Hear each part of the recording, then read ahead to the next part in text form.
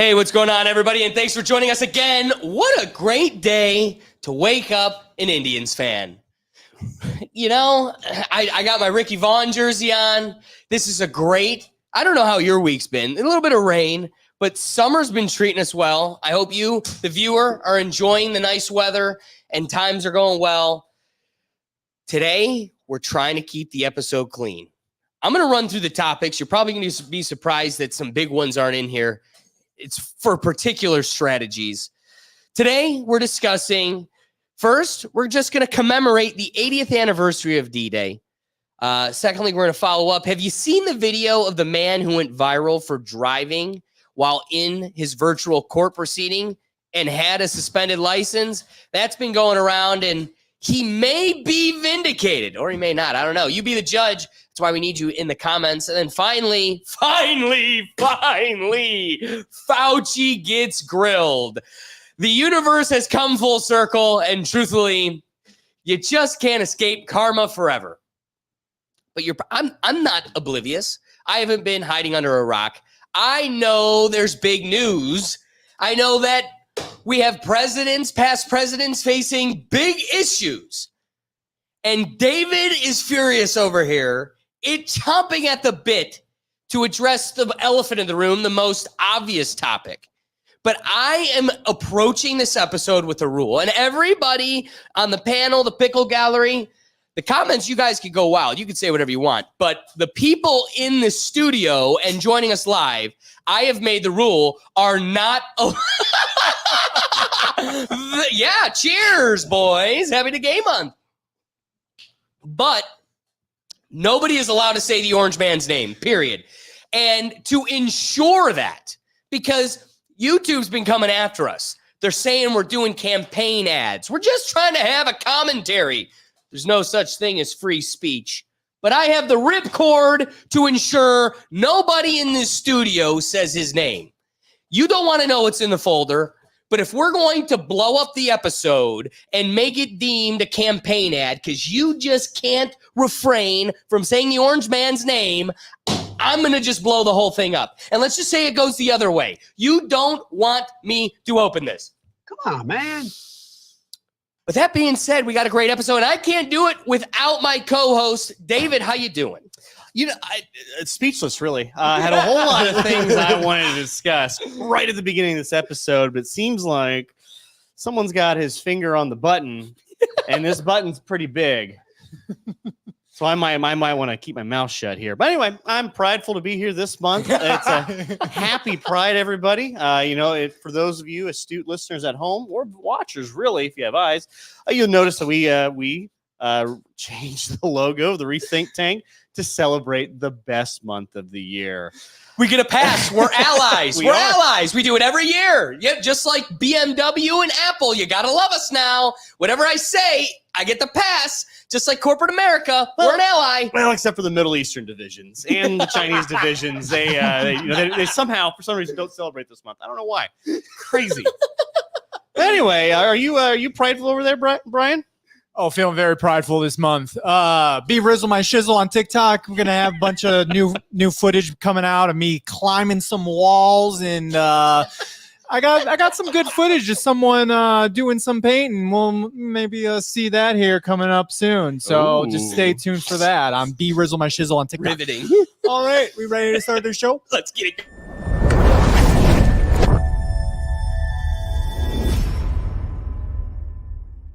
Before we introduce all the rest of the gang in the pickle gallery hanging out in the green room, digital green room here, we can't do today's episode. David, I have refrained all of this pre-show from telling you a pretty cool story. Brian's heard it. All right. Doug's way too inflated by it. But before I introduce anybody in the digital green room, I have to acknowledge that we have the astute and famed Doug in our pickle gallery. Let me tell you a story. Okay. Friday, I go to the Indians game with Pops. We watch the Indians just crush them. This team is so hot right now. God, it's fun. And me and my dad go to the restroom. I come out first. My dad's still in there, so I'm just waiting as like the crowd's passing by. some kid, hopefully he's watching. I'm cheersing to this kid in a mentor high school jersey. He grabs me and he goes, "Hey, do you do a live show on Twitter?" No way. And I go, "Yeah, No. I do." And he goes, "Oh my God. Yeah, I love what you're doing. Keep, he acknowledged the Rainbow Cup. We exchanged some words, but then he goes, "Hey, do me a favor and tell Doug I said hi." Oh my God. Doug's getting a personality of his own. Everybody's just loving Doug. He's not even on the camera. That almost half I'm the irritates Andy me. to your Conan, man. That's what he kept saying. He's like, everybody knows of the Conan show and it's named after him, but everybody actually just liked Andy. That everybody tuned in for Andy. So Well, it you went had right- that. You had that one in the chamber all like your entire life. It's like, oh, I'm waiting for this one moment. I'm gonna say it, and boy, did you say Gurgat's it. always been very much like Conan personality-wise, so I feel like we've been living it long enough to finally say it. Doug's developing a personality of his own. People are shouting him out. Tell Oh, Doug boy. we said hi. He's getting a little fan group. It's getting crazy. He is. It's what a world. What a world. What a I wouldn't world. have thought. All right, so before we dive into this one, let me introduce in the wings there. Let's get Ricky. Ricky, how you doing from Just Another Day TV? How you doing, my friend? We're living it, man. We're living it up, man. Another day in paradise. Prideful as usual, but too much pride can get you. It's true. It's true. It is one of the deadly sins. It is one of the deadly sins. It's true. All right. Well, again, we also can't do it without our good friend Silent Destroyer. Silent Destroyer, how you doing, my friend? I'm doing great. How you guys doing today? Oh, it's a Appreciate you beautiful guys day. for having me as always. Enjoying the pride in your background as well. You guys liking the Yeah. pride in the back? Yeah. The RBG LGBTQ. Yes, exactly. Enjoying the month. Summer's coming up. We gotta enjoy it. That's right. That's right. All right. So speaking of, things to actually be prideful of, there, besides getting railed by another one of yous, there's something to actually be prideful of. There are people that sacrifice themselves to the nth degree for us to have the freedom to laugh, be silly, and have free thoughts and free opinions in a country like this. And we want to commemorate the actions of D-Day and those that sacrifice themselves at such a commemorous point.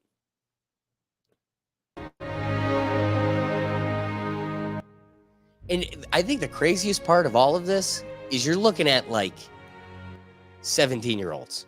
Oh yeah, they're I mean, he wasn't 17. That was a guy. they're young. They were youngins, and one of the other crazy things too is they did have a draft for World War II, but they only had a draft because so many people were flooding in to be a part of the conflict, and helping a lot of it was the Pacific theater, but also in the European theater as well. They had a draft just to make it more organized, which I always find a little bit odd.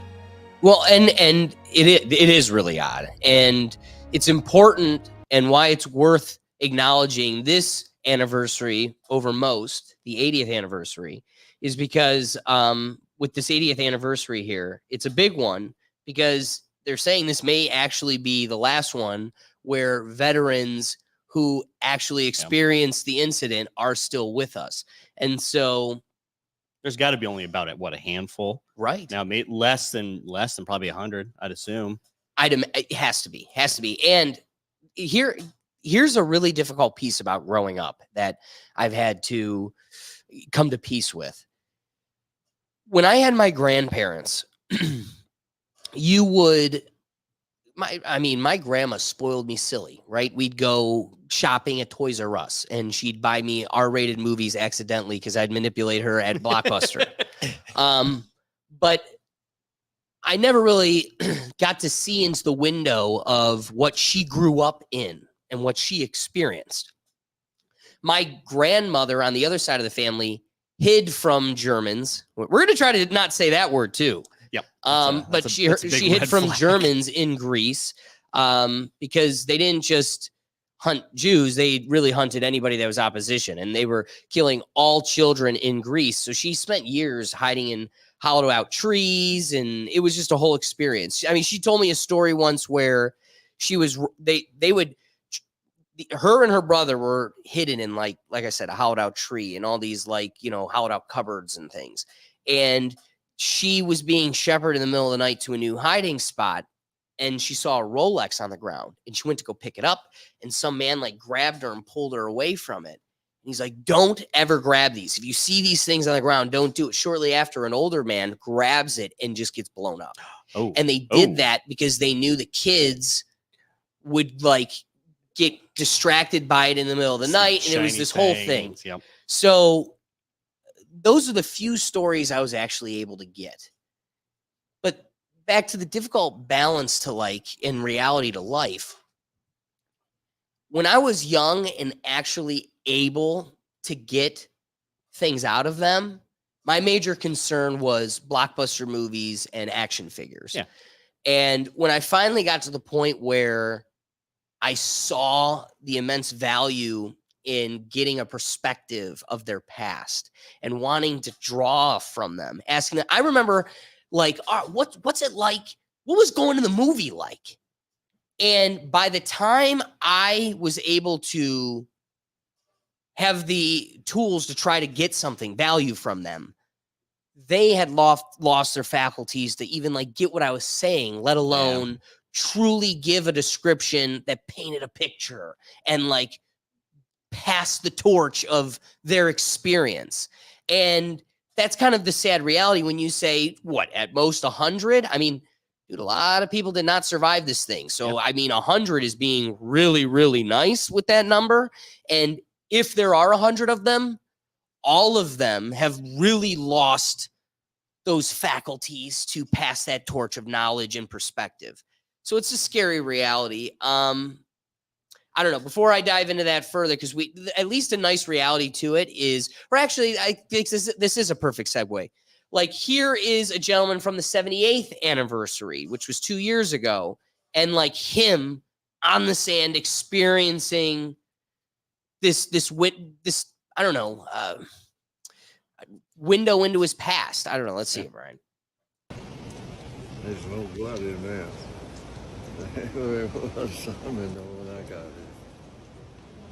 It's tan. It's not red. Imagine the nightmares that follow you, haunt you forever. Especially when, if that's the last, like if that's the last time he was there, and he's going like, well, I recognize this place, boy. It's a little different. Can't believe it. The vibe, the vibe's different. And I think it might be Memorial Day. I think it might be that one where they go and they rub the sand from the beaches of Normandy on the gravestones. Oh God, why would you do that? Well, Why would you do that? Well, they go. It's like a ceremonial thing. Oh, it's a ceremonial thing. That's like if a guy drowned, you. Hey, I'm gonna go dump a cup of water on Bob's cemetery. Like, what? Yeah, it's a whole big thing. Like the government. Robin Williams hung himself. Every year we throw rope on his cemetery. It's a little, there's some symbolism. What? It's crazy. Good. Am I the only one that? I'm not alone in this room. Am I crazy? No, that's insane. not okay. Yeah, right in the where the letters are, where the indents Oh letter, my they rub sand right on it, right on the white gravestones in the memorial, like the memorial cemetery. I think. What do they rub on Vietnamese? It's like guys from the Vietnam War. They Just serve- like they serve sand, draft rice cards out. patties. Just like I got. Dude, this is crazy. Maybe I'm alone. No, you might. Well, write a letter. I'm sure the government will be like, oh, he might be right. Let's stop doing that. The one time they listen to you, it's that. Nothing else. Just that one time. And then they put out it's all because of him, and then Alex gets all these angry letters from people.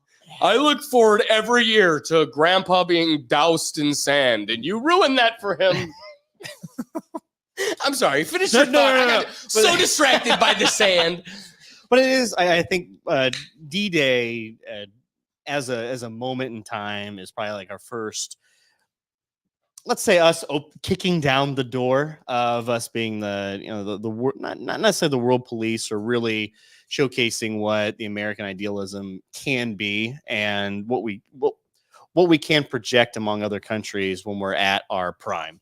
There is a reason they call that generation the greatest generation. They named that themselves, which I think is a little unfair. But I think there is a little bit of truth to that when we showcase, because this wasn't, they attacked Pearl Harbor, but especially in the European theater, they went over there to. Do I want to say breed freedom? Is that too cliche, or was it to uphold Western values outside of the the German forces when they were doing some bad things over there? It's a nice highlight in the long, well, hopefully very long book of American history. And the D-Day is really just our really almost in a way metaphorically kicking down that door.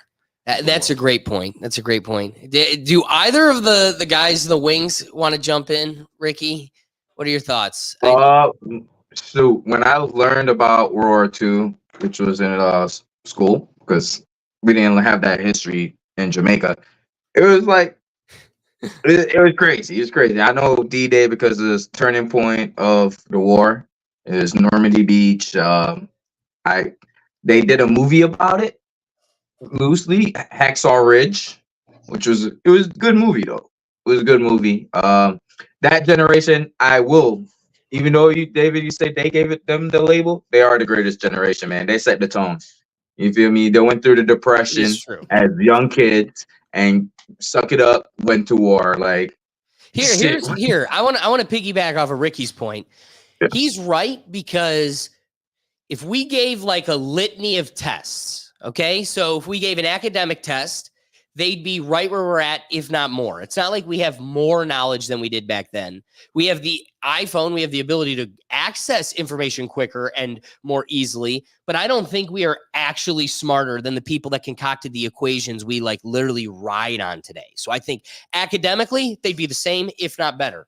If we had, you all remember growing up and having those presidential like exams in elementary school where you had to like the fitness exams, you had to run a mile, you had to do sit-ups, everything else. And like reds were the fatties, blues were the mediums, and whites were the superstars or something like that. I probably got them wrong. I think blue was the superstar and red was the fatties and white was the middle. Who cares? Pretty sure I was. Who red. cares? That was still at a time where we weren't. I think that sounds right.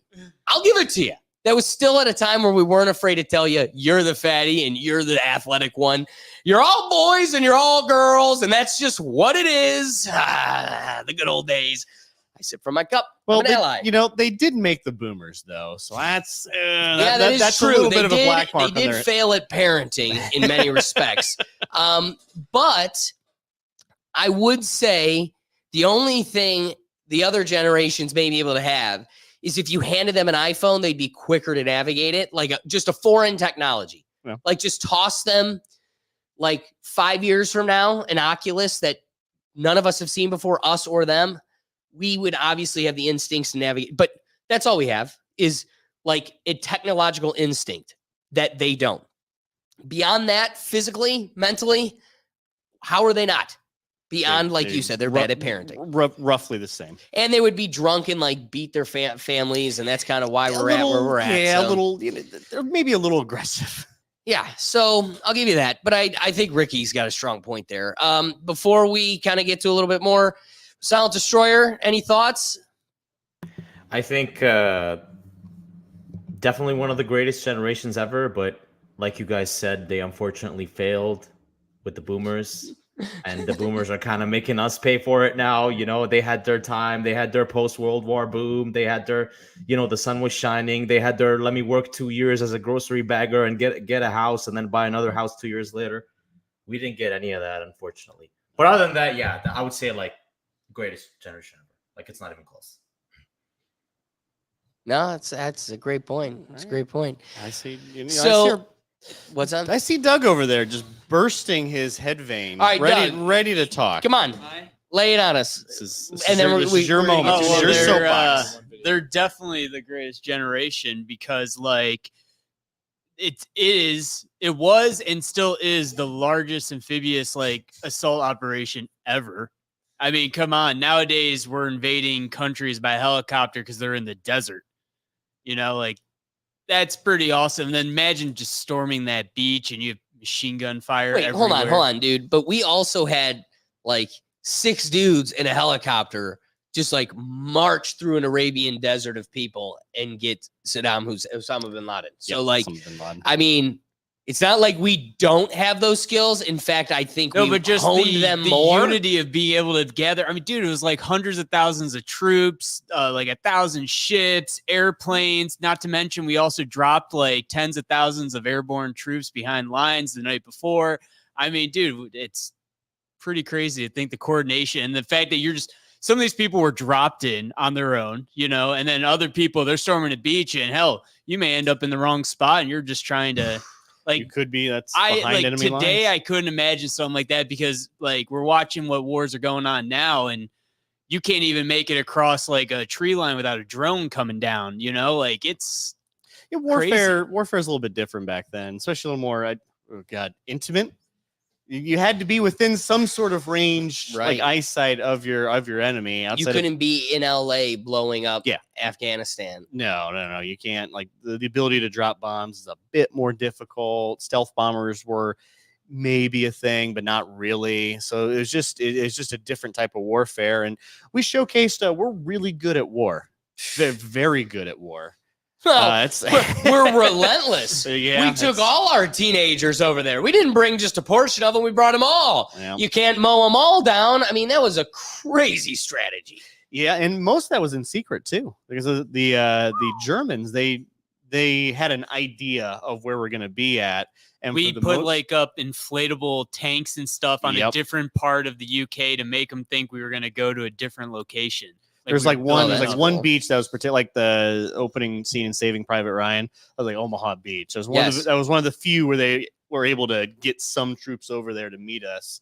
But for the most part, the majority of that invasion was, I don't want to say conflict free, but it was a lot better than what it could have been. Sure. We weren't So, gaslighting them. speaking of Omaha Beach, Brian, if you could bring up that interview, we have a gentleman here that recollects his experience approaching Omaha Beach.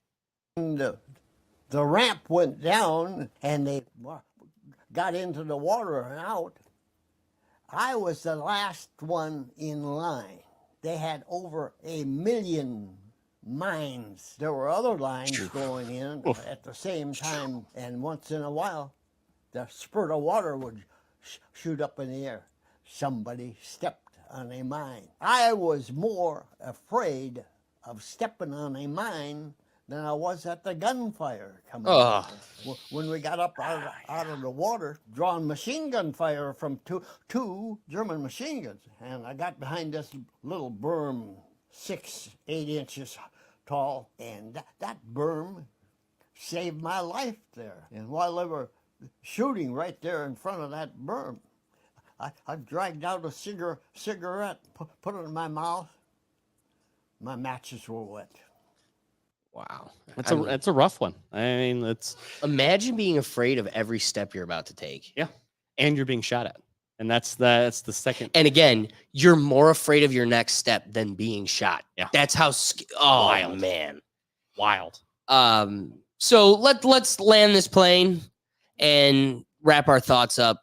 For my wrapping thought, it's going to be, it's important to commemorate instances like this. And I mean, especially something as grandiose and impactful as D-Day. Like Ricky said, it really wasn't a part of my history.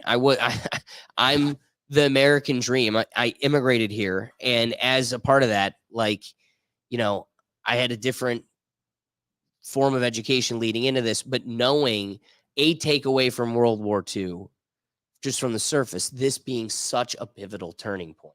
I mean, someone like Doug, who has a deep, rich historical understanding, there's so many nuances to this period. But even just on its surface level, most, if not anybody, knows this was like a major piece. So that's why do we remember it? Because I think we take for granted what was sacrificed because we don't.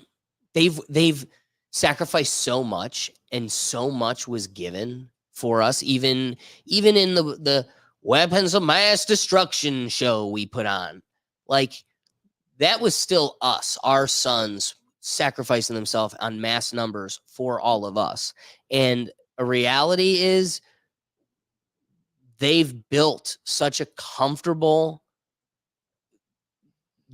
present that we forget what strife truly is. When you're fighting a war, you have a mass depression, everybody's starving, and somehow, like 9/11, the whole country comes together and turns all your warehouses into weapon factories, and there was a united effort into this goal. And excuse me, and for once it wasn't like we're raiding poppy fields for governmental gain or we're manipulating another war. It's like we're doing this for the world, for the sake of many countries where many people are being, I mean, dehumanized on a level almost never seen before. And again, we lose sight of that world because today the most antagonizing thing in your day is you got some balls, but you put a skirt on and somebody called you a him. Oh my God. And like, now we need to burn it all down. It's like, yeah, because there used to be a time where our harbor was just blown to smithereens. And like, that was a tad bit more, more of a priority than you being called a Z. I'm a Z now. Where'd you get that? I made it up. Okay. We got pretty damn comfortable for you to start making these things up. So I don't know, maybe in a time where we need to be prideful, damn it, we should remember and commemorate the things that we truly should be prideful for. I don't know. Rapid thoughts. Yeah, I'm going to piggyback on probably a lot of your statements. This was the last war conflict where you can just point and go, yep, good guys, bad guys, fairly black and white. No, there's no ambiguity with that, and I think that's why I think this day in particular is so celebrated, because it is an opportunity to just go, yep, we were right, we were correct, we did the best thing we could, and we did the sacrifice, not because we weren't, Pearl Harbor, yeah, it was a military base, but it wasn't even part of our states. It was kind of a territory. It'd be like Puerto Rico getting attacked, and now we go fight a war for that. Imagine that happening today. I think it'd be a little different. I don't know how what would the temperature of the country would be if Puerto Rico got attacked in kind of like even a similar way. Would we really want to get up and fight? I think it's the getting up and fighting, and in such vast numbers, we have to have a draft just to make it a little easier on the whole military, just to get you in and get you out there. So that I think that alone is one of the reasons why we should really remember this, and we're again really plant our flag that this is the time, this is the day America really showed up to party, and kept the party going. Unfortunately, yeah, I could appreciate that. All right, Ricky, rapping thoughts. America showed up, man. Men and women, everybody showed up all around. Credit to women too, because they're back here holding down the fort in the U.S. So prideful.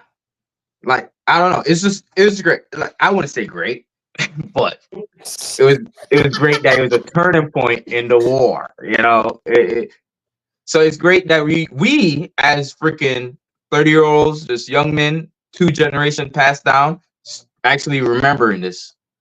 One that's not even from the country, you guys that's American, actually remember. I'm pretty sure if you ask the typical American out here, when was D-Day? Just tell me the year. You wouldn't get a good answer. So I respect y'all for even remembering and pushing it out there, man. I can appreciate that. Silent Destroyer, rapping thoughts. Yeah, just to go off what Ricky said, it's really appreciative that you guys remember this or bring it up, because like you said, the average person probably doesn't even know when D-Day is or what it was or how important it was and how it was such a turning point in the war to steer it in the victory of the Allies, right? And I think a lot of people that know their history know like how important that day actually is, and that was the difference. The difference was, all right, Canada, US, Australia, UK, all the allies, let's go, guys, we're in this. And they all just showed up, and as you heard that person, that veteran describe, he literally was walking into gunfire and into a minefield, but he kept going. And that just goes to show how brave those men really were. So wild. You're so right. That's crazy. It's And again, there's no imagination strong enough that can actually put you in that realm. Yeah, Like, and I don't think even modern warfare, we will quite see the same kind of veracity yeah. on just like a personal level, right? That now I just said we get like drones. Yeah, It's- you it's just got killed from miles away. You're Yeah, just it- on, and then one minute you're off. yeah, it's just a little bit different then. So that's what makes it a bit more just kind of visceral, really. All right, Doug, I want you to unload the arsenal. I don't have. Don't hold back. Storm What you the got for beaches. us? Well, if we want to unload, David said the last war that we were really could say good guy, bad guy. I think the last one's probably the Korean War because North Korea broke the armistice. They crossed the line and started a war that then brought the newly created UN into its first ever international conflict. So definitely good guy, bad guy there. Victory, Doug. My face All was right. like, Way Doug. I don't know about that one, David. But D-Day though, Alex mentioned how this is the last time a lot of them are going to be there, and they're doing a lot of stuff to commemorate this. Like Marines are going to be storming the beaches of Normandy again. Some of the actors from the Band of Brothers show are planning an airdrop with some of the Army people to commemorate the like drop before D-Day that the 82nd Airborne did. Oh, wow. So there's like that's pretty cool. Oh, yeah. But then was it Silent or Ricky mentioned like people don't even know when D-Day is? So Alex, I got a question for you. What day did Pearl Harbor get attacked? What day will live in infamy? Say like Tuesday. December 7th, 1941, a date which will live in infamy. Was that a Tuesday though? I don't know. Look it up. Wait. If Say it was again? a Tuesday, that's perfect. Wait, say it again. December 7th, 1941. Come on, dude. Know your It could history. be a Tuesday. We're commemorating D-Day. Well, what's got us to D-Day was Pearl Harbor. It's a Sunday. They because bombed us on the Lord's Yeah, Day. no, they bombed us on Sunday because a lot of people would be at church or the ships would be docked. Like there was no training really going on. That's why Perfect they did it. time to. They were put on a sneaky. psyop. They were yeah, sneaky, that'd be- sneaky people. Is that your wrapping thought? That just is my Pearl thought. Harbor date? Well, because Something I about wanted to ninjas, prove, I like, don't I know. wanted to see. I honestly hoped that you would know that date. So we already know what day D-Day is. We're talking about it. Obviously, you've looked it up. So, like, they mentioned no one knows D-Day. So I wanted to test your knowledge and see if you knew Pearl Harbor Day. And you didn't. I'm a little disappointed. Well, but- you didn't guess the day, just the day of the week. We were both Yeah. wrong with Tuesday. Yeah, that's right. Yeah. You don't know if I didn't know the actual date of December. Brian, give us your wrapping thoughts. I cannot follow up, Doug, or you guys. You guys nailed it. I mean, mad respects to all the vets, and I couldn't even imagine being put in that position or having to go through being at home, knowing that things are not going well for anyone in that position of draft or beaches or. Yeah.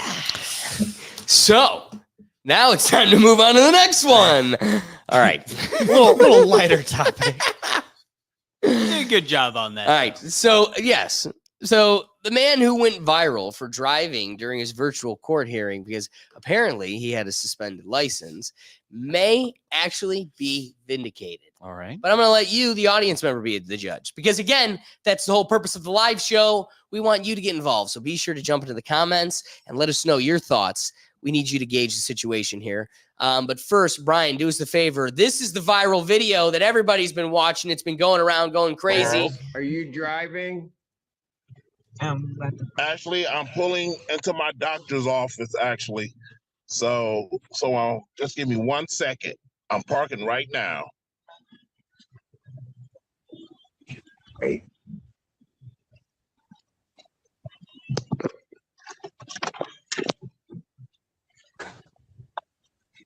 You stationary? I'm pulling in right now at this second. Yes, I am. All right. What are we doing? Your Honor, we are respectfully requesting an adjournment in this matter, up possibly 2 to 4 weeks that the court would allow.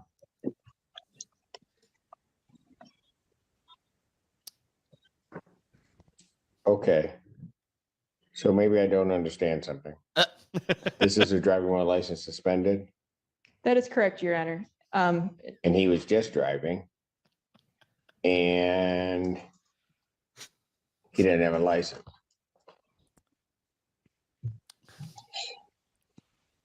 Oh, He Those are does the have the charges, right to Your Honor, remain yes. silent. No, I'm looking at his Yes. record. He doesn't have a license. He's suspended and he's just driving. That is correct, Your Honor.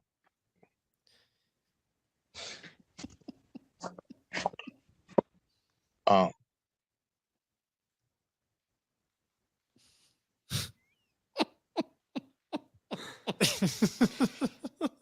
Silence. Man, he really got me on Judge is this one. just flabbergasted.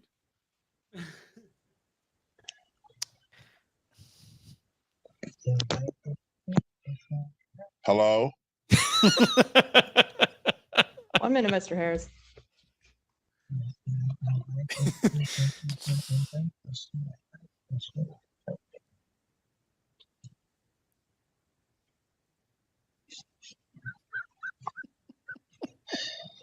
I don't even know why he would do that. So defendant's bond is revoked in this matter. Defendant is to turn himself into the Washington County Jail by 6 p.m. today. Failure to turn himself in will result in a bench warrant with no bond. His face. His face. Come on. Thank I you. love it. When I first Harris, saw I'll be this, giving what you a I call. loved was on the spot, the judge going, the defendant's bond revoked, must show up to jail at 6 p.m. tonight. It's like, wow, swift, no break. You think he's going to drive himself there? It's the ultimate. We'll just roll. Might right as in here. well. What at are they this going to point. do? Arrest Yeah. me? What are they going to do? Add another suspended license charge? It doesn't Ooh, change. You got me. I don't think they heard you. What was your comment about the background earlier? Well, he didn't. He must not have known that you can have like a faux background in Zoom. It would have been almost a little bit funnier if he just had the background on and he's driving. Like, oh, yep, oh, he's turning. You know, very obviously turning the wheel, and then it just glitches out, and he's just sitting in his car. Like, what's this all about? And he could have worn like a suit on the top or something, you know, looked nice, blurred the background. It's like this guy's never been part of telecourt before. But you don't dress up to go to the doctor. That's true. So, ironically, I have like a book of cases from especially during the COVID days where we started court on Zoom. Like we had to recreate the courtroom in a digital world. And I have a series of cases that the day I'm no longer working at the court, I'm going to just walk in there and buy. I cannot wait. And one of them is literally, we bring this guy in on Zoom and he's talking to the judge, and we come to the realization that he's in the front seat of a vehicle, even though the car isn't moving.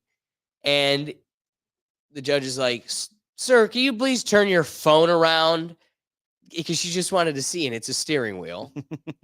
And she's like, are you driving? And of course she starts getting on him for it. And he's like, no, Your Honor, I'm just doing, I needed a private place to do my hearing. My boss is actually on his way to pick me up and take me to court. And we're like, yeah, okay, buddy. So it's like literally, when I saw this, I laughed because I quite literally experienced it. And this one was even better because the judge had such a swift position. Yeah. Oh, but have the turntables turned? I don't know. He's out here playing the victim card because what was he thinking? What was I thinking? I was thinking about getting my wife medical help, he told the news. That's what I was thinking. I wasn't thinking about the fact that I got a suspended license. I don't care about all that. Always double check behind these workers because they will say that they do something and they don't. He's of the belief that it's because there was a clerical error, that it isn't his fault, and that it is just he's a victim of circumstance. Sometimes it's as simple as we at the Secretary of State's office did not get clearance from the court that everything was done, but something happened in the wires, and we needed to talk to the court to get clearance and clean it up for the resident. And there may be some truth behind that. But here's something that I need to double down on. The position is initially presented that like, oh, this is a victimless crime. Like, you know, and honestly, when I was an intern at the court, I kind of did feel that way. You'd see a whole bunch of these, and you're like, nah, driving without insurance, driving without a license. It is what it is. I mean, it's a crime, but whatever. And that was until I went to, we're not in a nice city. I mean, that's just a fact. And so we're at this McDonald's that's not in a nice city. That's a fact. And I'm driving past this McDonald's. McDonald's is it's not like on the street, like it's its own thing. It's in like a shopping center parking lot right at the front of the lot.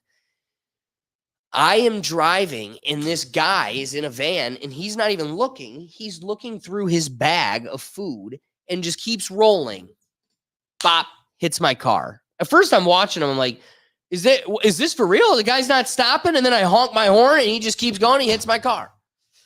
So he's nice enough to pull over to the side. Oh, wow. You know, and he goes, listen, man, I don't have a license. I don't have insurance. He just got out of jail. Oh, cool. And he gives me his phone number. That's what he gives me. He can't give me his license, can't give me insurance. I'm going off of his, you know, his name was like, that was it. Divorce. What's your name? Divorce. Sure. Last name? The name's Divorce. Oh, okay. Divorce. Yeah, typical share situation. Yeah. You know, yes. Or yes. Prince, the whole nine. Obviously the guy's talented. So he, Divorce. So I take a picture of the license plate. I take a picture of where his car hit me, picture of my car. I then call the police just to get a police report. Like that's you have to. Yeah. Sure. And he just leaves.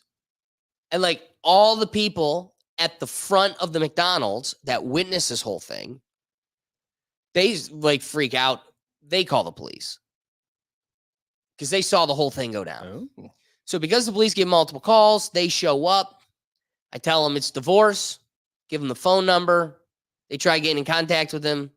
He's like, hey, you know, why'd you run? I ran because, you know, I just got out of jail and blah, blah, blah, blah. Here, let's fast forward. Long story short. Are there any charges pressed upon this guy for driving without a license, driving without insurance? No. Why?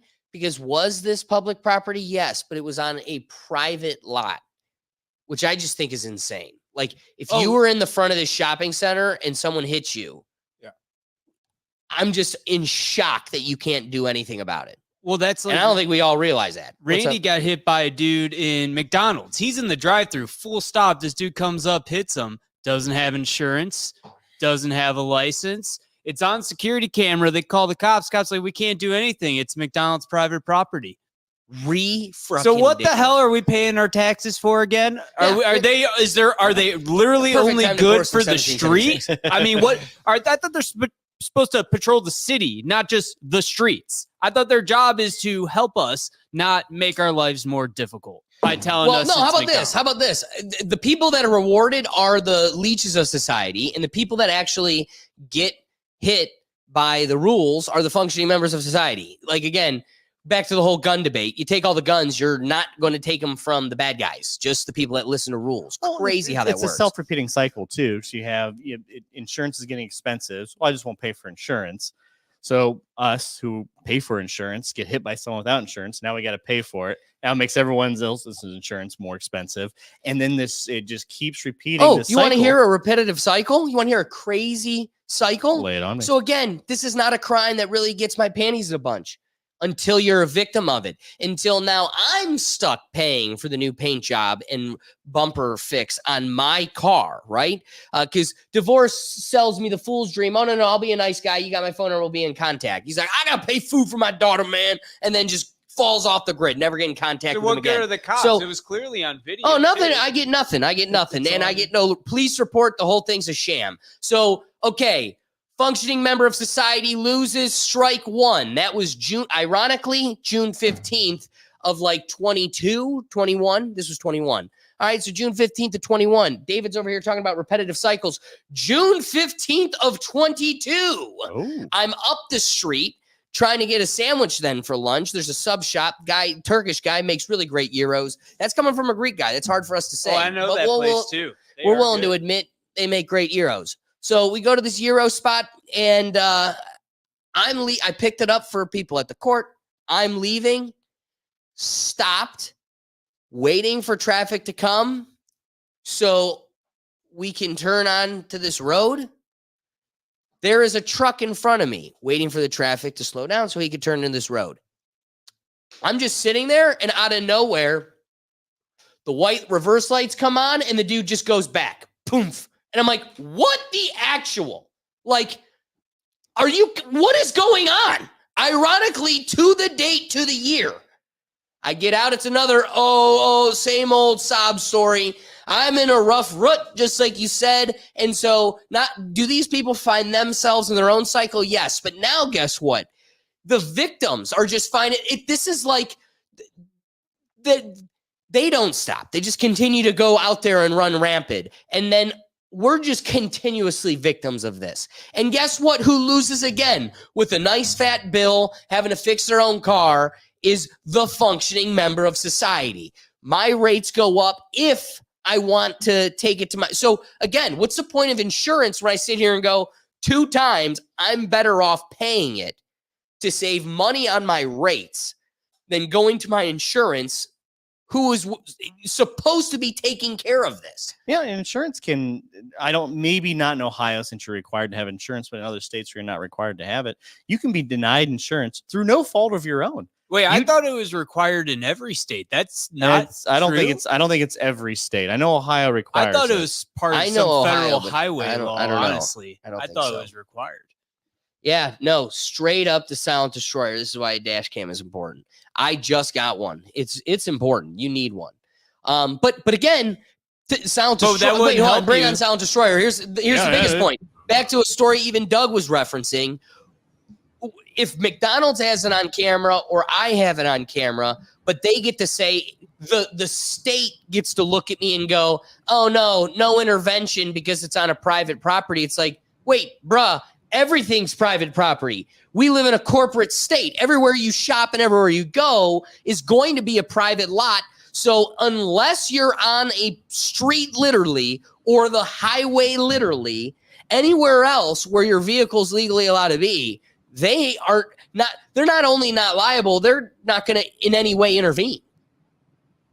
Which is wild, crazy. I don't know. I don't understand because they don't apply that evenly. There's a crime that happens because that's obviously a crime. Now we can't do anything about it. You level up the crime. Oh, they're going to do something about it.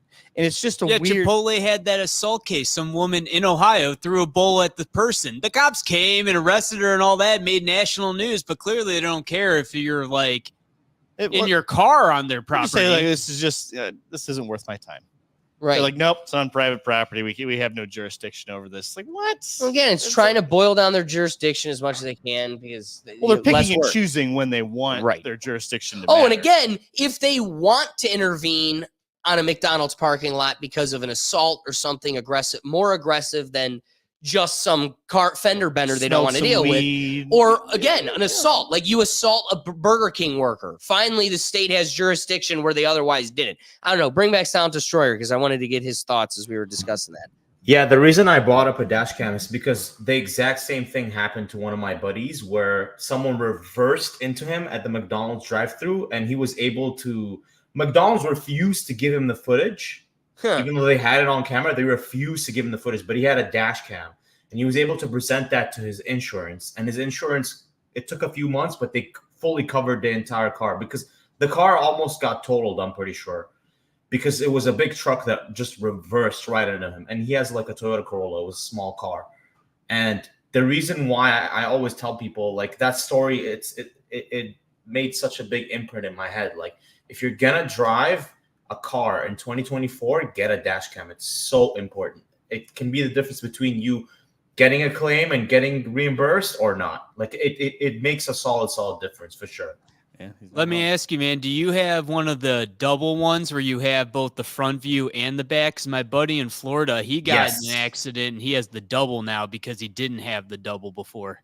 I have the double. I have the one that's in the back and the one that's in the front. Yep, I have the double. Surprised the backup wow. camera can't record. That's what I was thinking. Hold on, My car let's has be real. Wait. 360 This is a cameras. cute reality to 2024. David likes to propose we aren't in a George Orwellian universe where like no. It is recording every waking move. You just don't have access to that footage didn't buy or the any of that license. data. Now, That Alex- is going to Dodge, and Dodge is selling it to our government or Facebook. Alex, now but the same question here, kind of like that. Now you have a dash cam, you record it. Can they take it from you in an accident? Can they, like, let's say you're not the one who let's say you're the one who caused it and you don't want to give up your proof.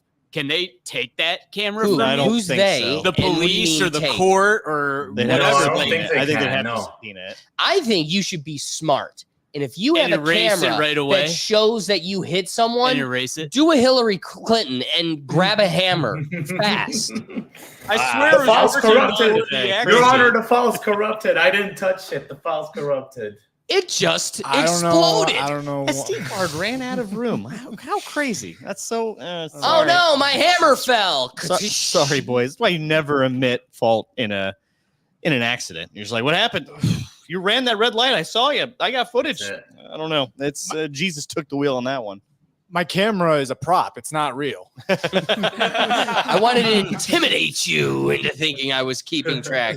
It was never recording. I forgot to press the button when I turned the car on. No, yeah, I like that. Sorry, the officer. intimidation. I just have it there to make people think it's recording. That way they don't steal my car. Right. It There doesn't you go. really work. I don't know, Ricky. What are your thoughts? So I'm kind of gonna go back. Like Judge Simpson, I sit there and watch his cases. He does like property, everything. He does everything. DV, pre-trial, everything. And I got to shout out to Judge Alex Manning. They're two awesome judges that you can just search, type their name in on YouTube, and they have cases on top of cases. Awesome judges. As a person that drove illegally in like 4 countries and over like 15 states for over a couple of years, I haven't gotten in an accident. I got in trouble once. Got pulled over once going across state. Did my thing, went through what I had to go through. Now I'm certified. I'm certified. But, that man is stupid. Stupid as if you're helping your wife or whatever, I don't know. Tell your wife to Uber. Uber your wife to, I don't know if you can afford her. Uber her there. Like, call 911. Don't put yourself in a deeper hole and think you can make excuses and think the loss is Here. ignorant. Let's also agree, Ricky. Your Uh-huh. wife's leg it just exploded. Oh my God. A medical mystery. Her leg just blew up. There's blood everywhere, and she clearly can't drive, but she's Yeah. the one with the license. I'm going to say on any given day, push the limits and drive her ass to the hospital, except the one day you have to court. show up on a virtual court hearing. But that wasn't even an emergency. That doesn't make sense. If it was emergency, he Yeah, would have called yeah, an hold on. ambulance or something. I also, Doug raises It doesn't the make sense. strongest point, and we were going to get there, but now's the time. Doesn't make sense. At what sense did you feel medical emergency in the, sir, are you driving? I'm just pulling into a spot here. I'm coming. Parking at my Ooh, doctor. One more minute. We're almost there. We're almost, and we're parking. We're here. Yeah. Wow, that sounded like your wife is having a seizure, if you ask me. Hey, not all disabilities are visual. All he had to do was just turn on the camera like literally 30 seconds after. That's it. That's it. 30 seconds. That's it. And be back. That's it. But How about You this? would've How been about this? I believe in Go ahead. I believe in dash cam as well. But get the triple cam. So when you do get pulled over and you're wearing your seatbelt, you can actually present it to the court and the cop can't lie on you that you're wearing your seatbelt. The one that's on you, showing the front and the back. I'm black. You gotta do it. You gotta do it. You gotta do what you gotta do. You know what I'm saying? You gotta do what you gotta do. And he's just stupid. That's it. He's just stupid. He is a stupid man. The law don't see ignorance. I learned that very young. So the Here's- triple cam shows like out your driver window. Yep, Out out the your front of driver the- window, Out both on ways you, in one. and your back. Got it. Yep. I just want to, maybe this isn't brilliant to advertise, but it's a reality to our court system. Nobody's really the day, especially because of COVID, the days of you showed up 10 minutes to court, you're going down to jail right now. Those days are gone.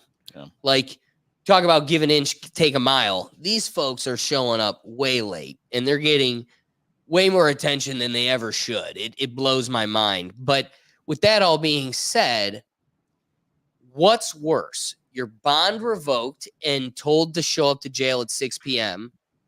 because you drove and put yourself on camera, or maybe roll the dice and put yourself in the Zoom waiting room 15 minutes after your hearing, or literally 2 minutes after your hearing. Like, literally just get to the point where you park your car, and then guess what you can do? You can get out and sit on your hood. Maybe there's a bench. Maybe go for a walk. You're allowed to be outside.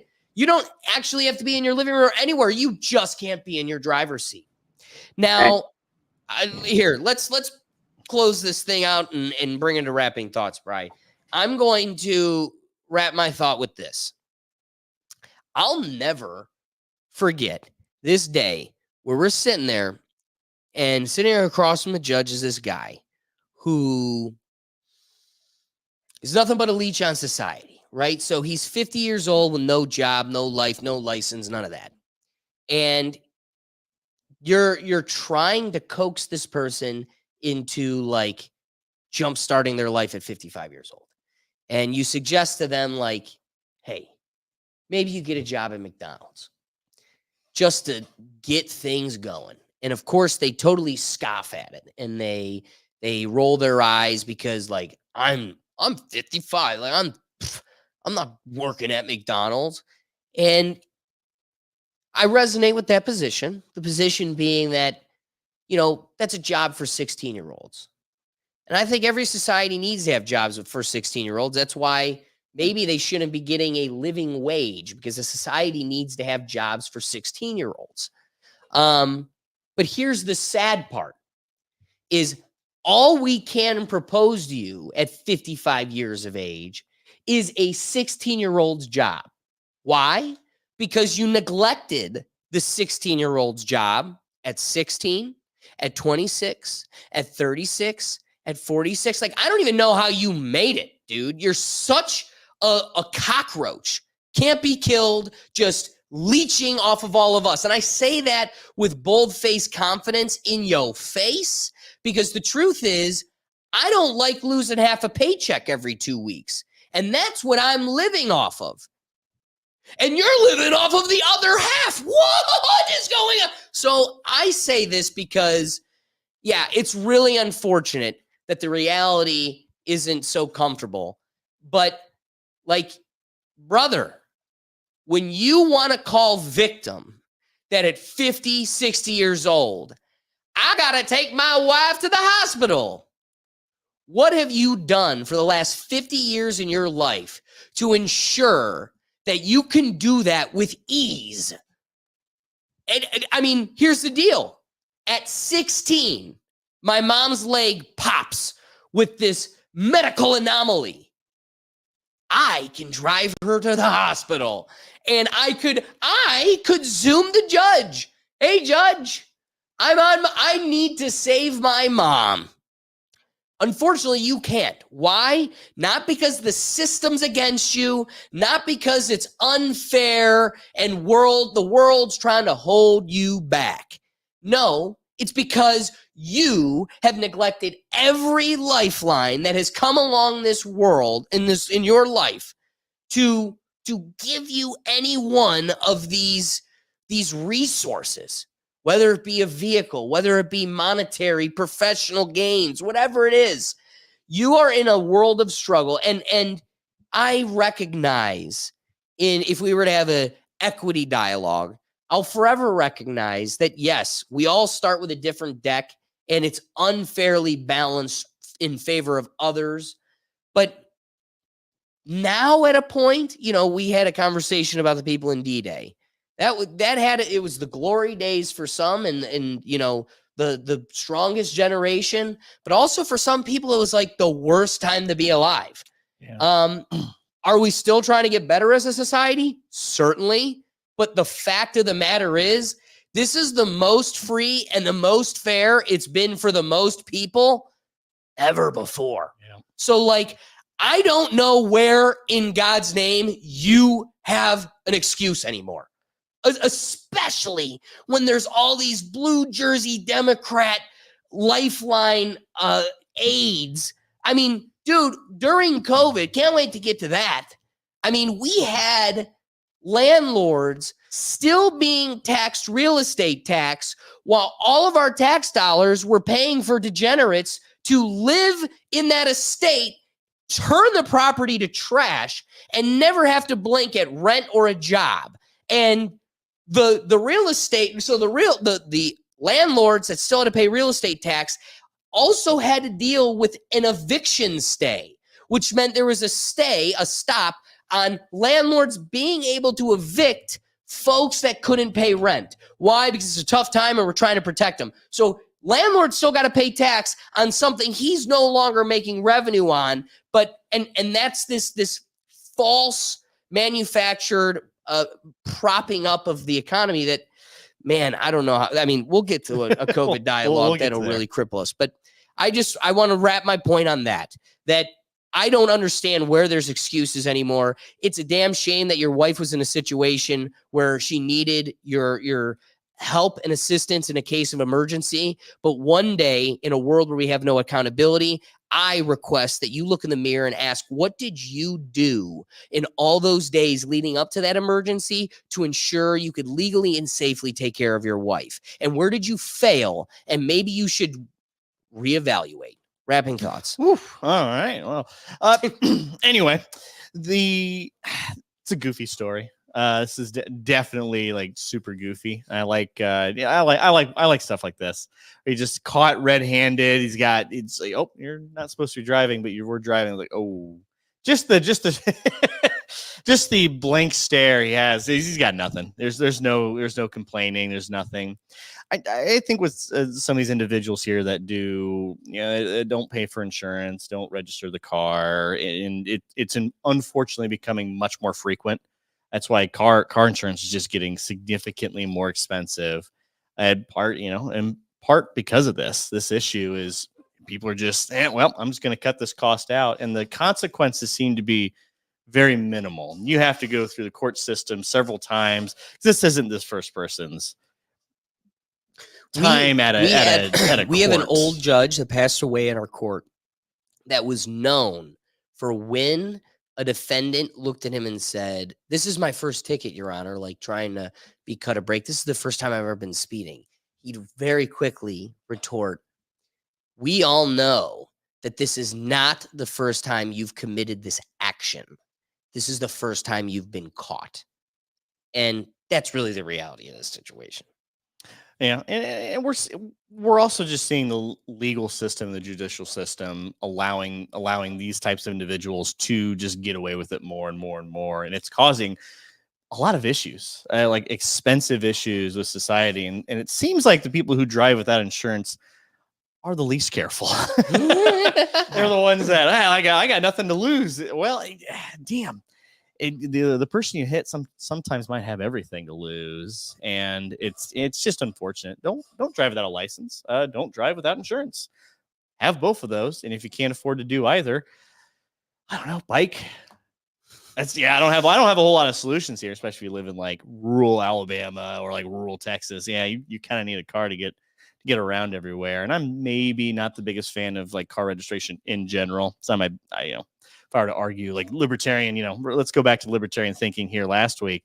That one I'm not the biggest fan of, but you got to follow the rules. We all play the game, and it seems like the ones that do, like you said, the ones that follow the rules are the ones we're getting punished. We're starting to be more and more becoming the victims of other people's carelessness. I can appreciate this, and this just like this one's a little cathartic for that reason, because you see it, you got caught, you know what, jail. holds you accountable to something because you might hit somebody and everyone else's insurance rates are going to go up. You're right. You're right. Yeah. All right, Ricky, what are your rapping thoughts, my friend? Man, look, y'all hit the nail on the nail on the head because last And we year just put him in I the got coffin, nail in that coffin. no, I was driving in the driveway and I was watching a movie recap on my phone on YouTube. Got distracted, hit the building of my boss, bro. The insurance ran up from 200 something to $495. So I understand being law abiding, man. That shit hurts. That shit hurts. Like, and if someone hits me right now, I probably want to fight. You like it's like it hurts. And those pro states like crime free, you know what I mean? Give them a second chance, give them a third, give them a fourth, a fifth, 100th chance. No, bro, like now that I'm playing by the game and the rules, we all need to play by the games and the rules. You feel me? Because I can't be If the only Ricky's one out here. you're Everyone's playing. You know what I'm saying? I'm on the court now, so let's all step up and be on the court, man. But that's my rapid thought. Yeah, shout out to Judge Simpson and Judge Alex and all the great judges out there, man. They actually look out for people and listen to people. But when they see bullshit, they put their foot down and be like, all right, you're trying to play the system, play me for a fool. So yeah. That's fair. And shout out Judge Judy. She's doing hard work too. All right, Silent Destroyer, what are your rapping thoughts? Driving is a privilege and not a right. Hey. You want to drive, obey the laws, get your license, get your insurance, and pay attention. Don't text and drive. Don't be distracted while you're driving. Don't be on drugs or on alcohol or inebriated in any form or way while driving. It's very simple, really. This is like, if you want to have the privilege of driving, follow these very simple rules. This guy clearly messed up. All he had to do, like you said, was literally park his car and just dial in 30 seconds after. He could have been walking outside. He could have been sitting in the car, in the passenger seat, or in the back, or even in the driver's seat, and just have it turned off and just say, hey, this is the only place I could be, quiet and private.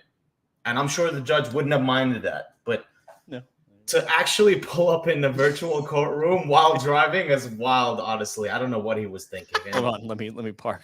Yeah. He really needs to take responsibility for his action. And I think the judge did the right thing by immediately just saying, yep, 6 p.m., go to jail. See you there. It's so perfectly said. Doug, you got any rapping thoughts? I think what Silent just said is hilarious. Like, honestly, there's a difference between sitting in your car, because then at least it's clearly a static background. No, he's definitely driving because the background's moving and he's spinning that wheel. Yeah, and there's clearly no emergency. Otherwise, he'd be like, not like just going, oh yeah, I'm pulling into my doctor's apartment. Let me park. Like, my God, the common person I like to assume has more common sense than that. I'd like to assume he's the less common of our society. I really hope so. Below average. Well, don't hold your breath, because that's the unfortunate truth of our society. Brian, rapping thoughts. Yep. You guys pretty much said everything I wanted to about the guy in the viral court case. 3 things I got were avoid McDonald's at all costs. Get a triple cam, and I was always told everyone can drive fast, but it takes a real restraint to drive within the speed limit. Oh, it's true. There is some truth to that. That's like some Gandhi stuff right there. Yeah, man. What do we do without that? All right, finally getting into the most anticipated topic that I am very excited for. Fauci finally gets grilled on the public stage by our representatives. Actually did some representing, asking some of the questions and saying some of the things that were on the minds of the many. But before we lead directly into this topic, I want to make one quick reminder to David and the rest of the people in this dialogue. And that is that the rule still remains. I do not want anybody saying the orange man's name. I recognize how difficult this dialogue can be about COVID and Fauci and everything else without saying his name, but stick with the orange man at most, because I have the ripcord. And if I have to, if we're blowing up this episode and this episode is going to be get the demerit and marked as a campaign ad, then I'm just going full nuclear the other way. And I'm telling you, you don't want me pulling out this folder. So David, show some restraint. I understand the man got 34 convictions. Dialogue that's for another day, not on this show. Is it bad? I really want to know what's in that envelope. Well, guess what? Oh, I you don't feel free to have that feeling. Oh, I don't want to ruin your show. But the last thing you want Might be is Pandora's the box. atom bomb. Pandora's And I will anytime. Just say it, and I'll blow this whole thing up. It's like I got a hostage. All right. So Fauci finally gets grilled. Before we dive into his testimony and questioning by the panel of representatives, I want to get a little time, like a little walk through, I guess, the history of Dr. Fauci. I want to remind you that this wasn't his first global viral catastrophe that he was a major peddler in. It seems to be a trend. He seems to be a very a strong pawn for the powers that be to carry out these types of, if you would say, conspiracies. But I would like to start first with Brian. Video 2 is really the kind of, it's a first launch of Fauci and the discussion of AIDS. This, before we get into COVID, we'll first have a quick dialogue, a reminder of how Dr. Fauci was pivotal in the AIDS epidemic, and a lot of lives and the death rate was accelerated by his pharmaceutical intervention, where other medical interventions were, sought out or suggested. Him in the industry isolated it to one specific drug that ended up being, or medical approach that ended up being what was killing people more than AIDS itself. And when it led to the point where, fast forward to 99, 2000, where people can now live with this issue, it was when we abandoned the medical approach that he and the pharmacy industry were mandating and allowed for the free market to finally explore the truths of this viral issue and found out that this was something you could live with and wasn't a death sentence. But let's rewind the clock to, ironically, 1984. Will call full-blown AIDS and do not take into account the Pause real large quick. number of individuals who I just want to say full-blown AIDS was something we would laugh about as kids on the, I don't know if you were on a recess jungle gym growing Family up, Guy had but the like joke. The old FBA. full-blown AIDS was like a thing. I just thought like we fantastically trolled as kids, to come to find out like it's a full-blown medical term that the experts were pushing, and that there's a difference between AIDS and full-blown AIDS. I learned that like during this research at this age. Yeah. Anyway, go. have the defect already. Another very important aspect of this is that the transmissibility of the disease. You usually think of someone having AIDS transmitting the disease to someone else, when in fact, as I'll discuss with you also in a bit, forget he the had other. transmissibility I also forget he had other color hair than white. It's just wild. It's just wild to see, like, oh yeah, his hair just wasn't always white. This is weird. This is a weird thought. All right, you keep going. occur prior to the time that an individual develops one of these infections and is thereby classified as having AIDS. You take an infectious agent and you introduce it into a population in which the spread among those individuals, if it's sexual contact spread, it's a perfect setup to spread. If I had AIDS, if I had the infection with the virus that causes AIDS, which we'll talk about in a moment, but I hadn't yet gotten an infection, by strict definition from the Centers for Disease Control, I could not be classified as having AIDS. There are a lot of individuals that are out there that have the defect. So once again, The here he is defect. peddling this fear, because that's what he operates on, is peddling the fear. He's like, there's full-blown AIDS, and then just there's everybody else. Be afraid of everybody. They may not even be classified as AIDS because they don't have enough of it, but they got the AIDS. And so not only is he really incredible at pushing that fear, but I feel like there was a Freudian slip when he talks about when you take something like this and you introduce it into the homosexual population, it goes totally viral and the transmissibility goes up. And it's like, wait, rewind that. What'd you say? Introduce it? Wait. Does nature just introduce? I thought you told me these things evolve. And I guess, at some point it just came about, but it's like, came about. Some would say. But it's interesting that you use that type of like presentation, that like this thing was just who introduced it? Kind of like did it come from somewhere, like a lab? I don't know. Brian, can you take us to video 1, which is this is also Dr. Fauci in the 80s. Talking about as we're seeing virtually as the months go by, other groups that can be involved, and seeing it in children is really quite disturbing.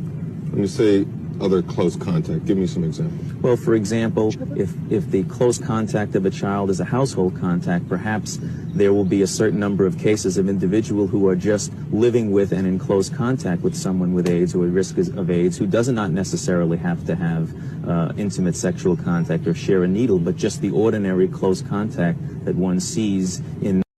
So again, this is false science. This is something we know to not be true. So here he is, bold-faced, lying again to the public, saying that you need to be afraid that your kids can get it just simply by being in the room with one of those gays that have it. And it's like, one, not true. So fake news, false science. But again, what did he say in 2022 or 2023?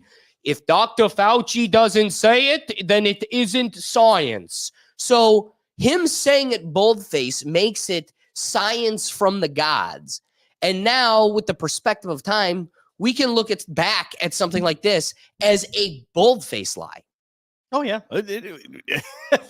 And I think the way he introduces it, the way, some could say this is what caused that epidemic, the scare. It really, might have set your cut back a couple years because of this whole thing. And we're seeing some parallels. So it's not, I guess it's not terribly surprising. We should have seen this all along, but it's, You say could be. Could be. It could be.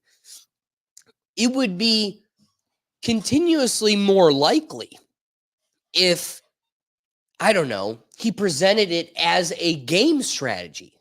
Like, when you see in a cartoon, the movie villain or, the villain captures Kim Possible and she's tied up. And then the villain tells her, my whole plan is to steal the thing, to do this thing. And then the whole world's going to blow up. It's almost like the villain needed to even present their own game strategy. Brian, bring it to video 5, also from 1984, conveniently, where Dr. Fauci may have just, presented us the game strategy. In this lab at the National Institutes of Health, the new illness that has attracted much media attention, called Acquired Immune Deficiency Syndrome, or AIDS, is being carefully studied. The Public Health Service has received reports of about 5,800 cases of AIDS with a case fatality ratio of 45%. Dr. Anthony Fauci is hopeful that the answer to this dreaded disease may be in sight. I believe now that we have the agent in hand, that the amount of effort and energy that's being put into it by biomedical sciences, that within a reasonable period of time we'll have a lot of these answers. Well, it's certainly nice to know that the future looks brighter. Now let's go to the lecture and join Dr. Anthony Fauci. It gives me a great deal of pleasure and excitement to talk about AIDS, because it really is one of the few, or actually one of the only subjects of all of the subjects that we tackle throughout the years, where you really have to change your lecture every month because of the extraordinary advances and evolution of this syndrome. I'll get to in some of the latest slides how this disease, which we surmised early on, started off in the male homosexual population in this country. Not that there was anything intrinsically different or wrong or what have you about homosexuality. It was very simple. It's straightforward epidemiology. You take an infectious agent and you introduce it into a population in which the spread among those individuals, if it's sexual contact spread, it's a perfect setup to spread. Right now, in October of 1984, there are greater than 6,000 documented cases of full-blown AIDS in the United States. Why the male homosexual population? Well, as I mentioned, for reasons that will become clear shortly, the virus was introduced into the population. And it's a sexually transmitted disease. Introduced again. That's weird. That's just a weird way to phrase it. This T4 cell, as I alluded to earlier, is the critical cell. Listen. What it does is that it's responsible in a direct or indirect way for virtually everything the immune system does. It induces suppressor cells. It induces killer cells.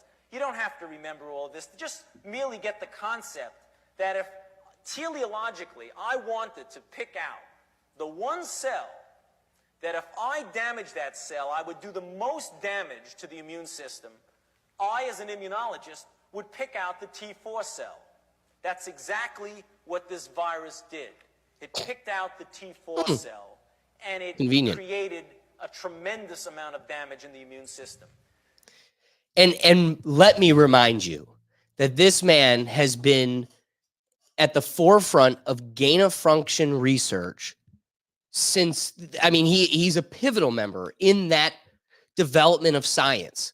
And so when he says this disease just happened to pick the most pivotal cell and introduce itself into the most convenient population that would distribute it at the highest rate, how many coincidences until mathematically impossible to be a coincidence, right? Oh, yeah.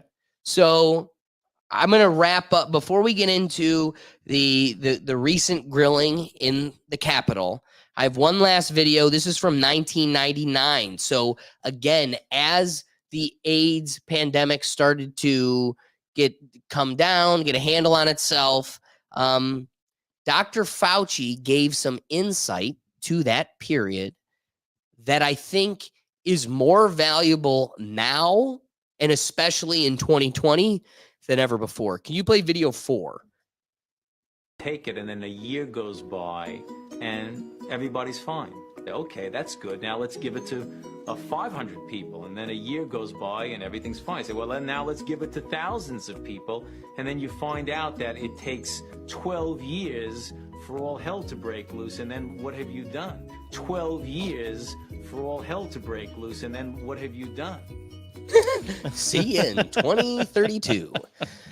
Yeah, so I present these videos because, one, there's a few peculiarities, right? Like some obscurities. I don't know. I give it a little side eye, but also to show that there is a history with this man leading into, I don't know, one of the most influential periods of viral science in, I would say, human history, at least in our lifetime. And there's something interesting when you reflect upon like this AIDS situation. All these videos, they're all of Dr. Fauci. Like, why was he the media shill, the puppet, the face of the scientific narrative for this thing that's wiping out millions? And yet the country had millions of scientists at the time, at least hundreds of thousands, if not just thousands, of viral scientists, disease scientists in America. And yet no media source, no presenter of the facts or the news, journalism, none of them found a second expert to present an opinion or break down the situation, present the science. It's just convenient. It's always him. And he always seems to present a position that leads you into the open alligator mouth of the pharmaceutical company. Like, it just seems like that he's like a liaison. All roads lead to that. Yes.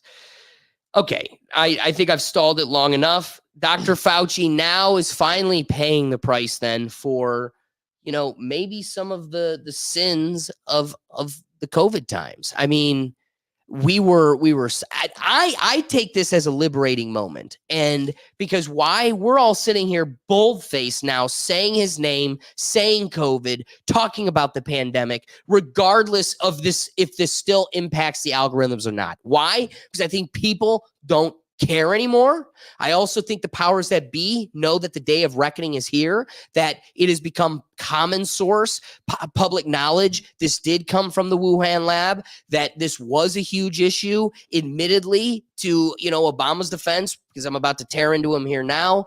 Obama, at least in his last term, made it illegal for gain-of-function research in the United States. He didn't prevent us from further funding it, but we just moved it so we could just do and carry out sins in other countries. So that's how we were able to take it to China. At least we had the wherewithal to not just have it here. Hey, once this breaks out and kills at least the most people, the epicenter is going to be like in enemy territory. But we didn't stop funding it. And we have been a major piece in it, and we've helped facilitate this from the beginning.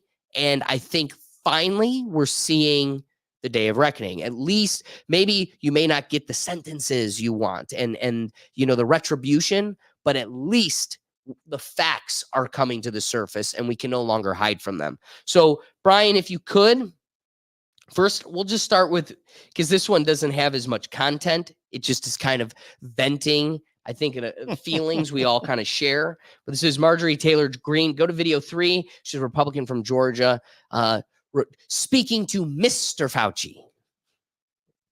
American people deserve to be abused like that, Mr. Fauci, because you're not doctor. You're Mr. Fauci in my Mr. Fauci. Chairman of order. Just in terms of the rules of decorum, are we allowed to deny that a doctor is a doctor just because we don't want him to be a doctor? Interesting point. Yes, because in my time, that man does not deserve to have a license. As a matter of fact, it should be revoked, and he belongs in prison. That's completely unacceptable to be able to deny Dr. Fauci, who's here, a respected member of the medical community, his title. Respected by who? A personal attack on his you? And I have instructed her. He's not respected. And I've instructed her to address him as doctor.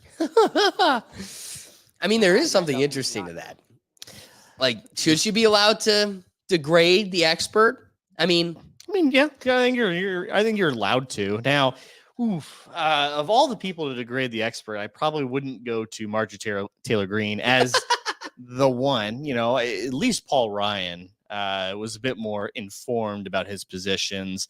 Obviously, she's coming at it from a political theater sense. She's just, all right, this is for my constituents in Kentucky, and they're going to love this, and we're just going to keep doing that. I hate that style of politics, but I think there is a sense of, I do like seeing the people who represent us at least give us, or at least kind of project a little bit of the emotion and the frustration. I think it's probably a better way to put it, of the people they're representing onto the, he was a singular focal point of all communication when it came to mass social distancing. Dude, the whole thing. He is the highest paid public official ever.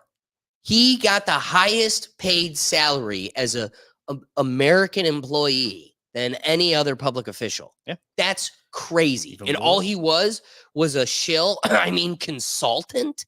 Yeah. Before we continue on the questioning and interviewing here at the Capitol, Brian, look for video 8. Video 8 here, this shows the perfect parallel to the AIDS situation and what we just experienced in 2020. I want you to remember what they did. The fear that, before we get to the next testimony, I want you to just recall one mild example or instance of the pushing of a narrative, the peddling of fear, and using the things we care about most to manipulate us, and not for our own good benefit. So yeah, Brian, if we could head to video 8.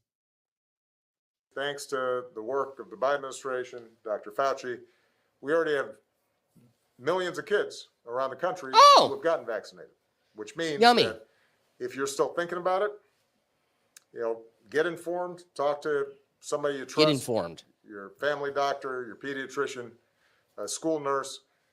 Get more information about it. They'll tell you it's safe, it's effective.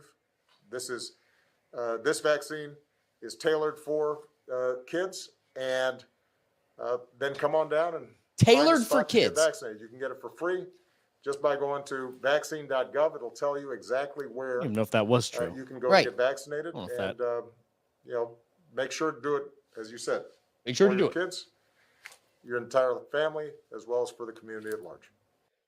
So Obama wants to thank Fauci and the Biden administration because they've already gotten millions of kids a vaccine. Like you said, I don't even know if that's true. I don't even know if at that time, let alone today, if millions of kids, 350 million people in this tribe, I'd Possible. imagine. There are probably schools that like just do it, or you can't go to school. And be like, all Right. right, I don't care how anti-vax I am. My kids got to go to school. But also, we know that to be totally false science. Yep. So, in the time of disparity and fear, you make it a requirement. You leverage their emotions, pushing fear, and the real science shows us now you've jumped comorbidities. We have blood toxicity that's like popping kids' hearts, and we came to learn the true science was having natural immunity, having gotten the virus and survived it, was better than any possible vaccine. And the people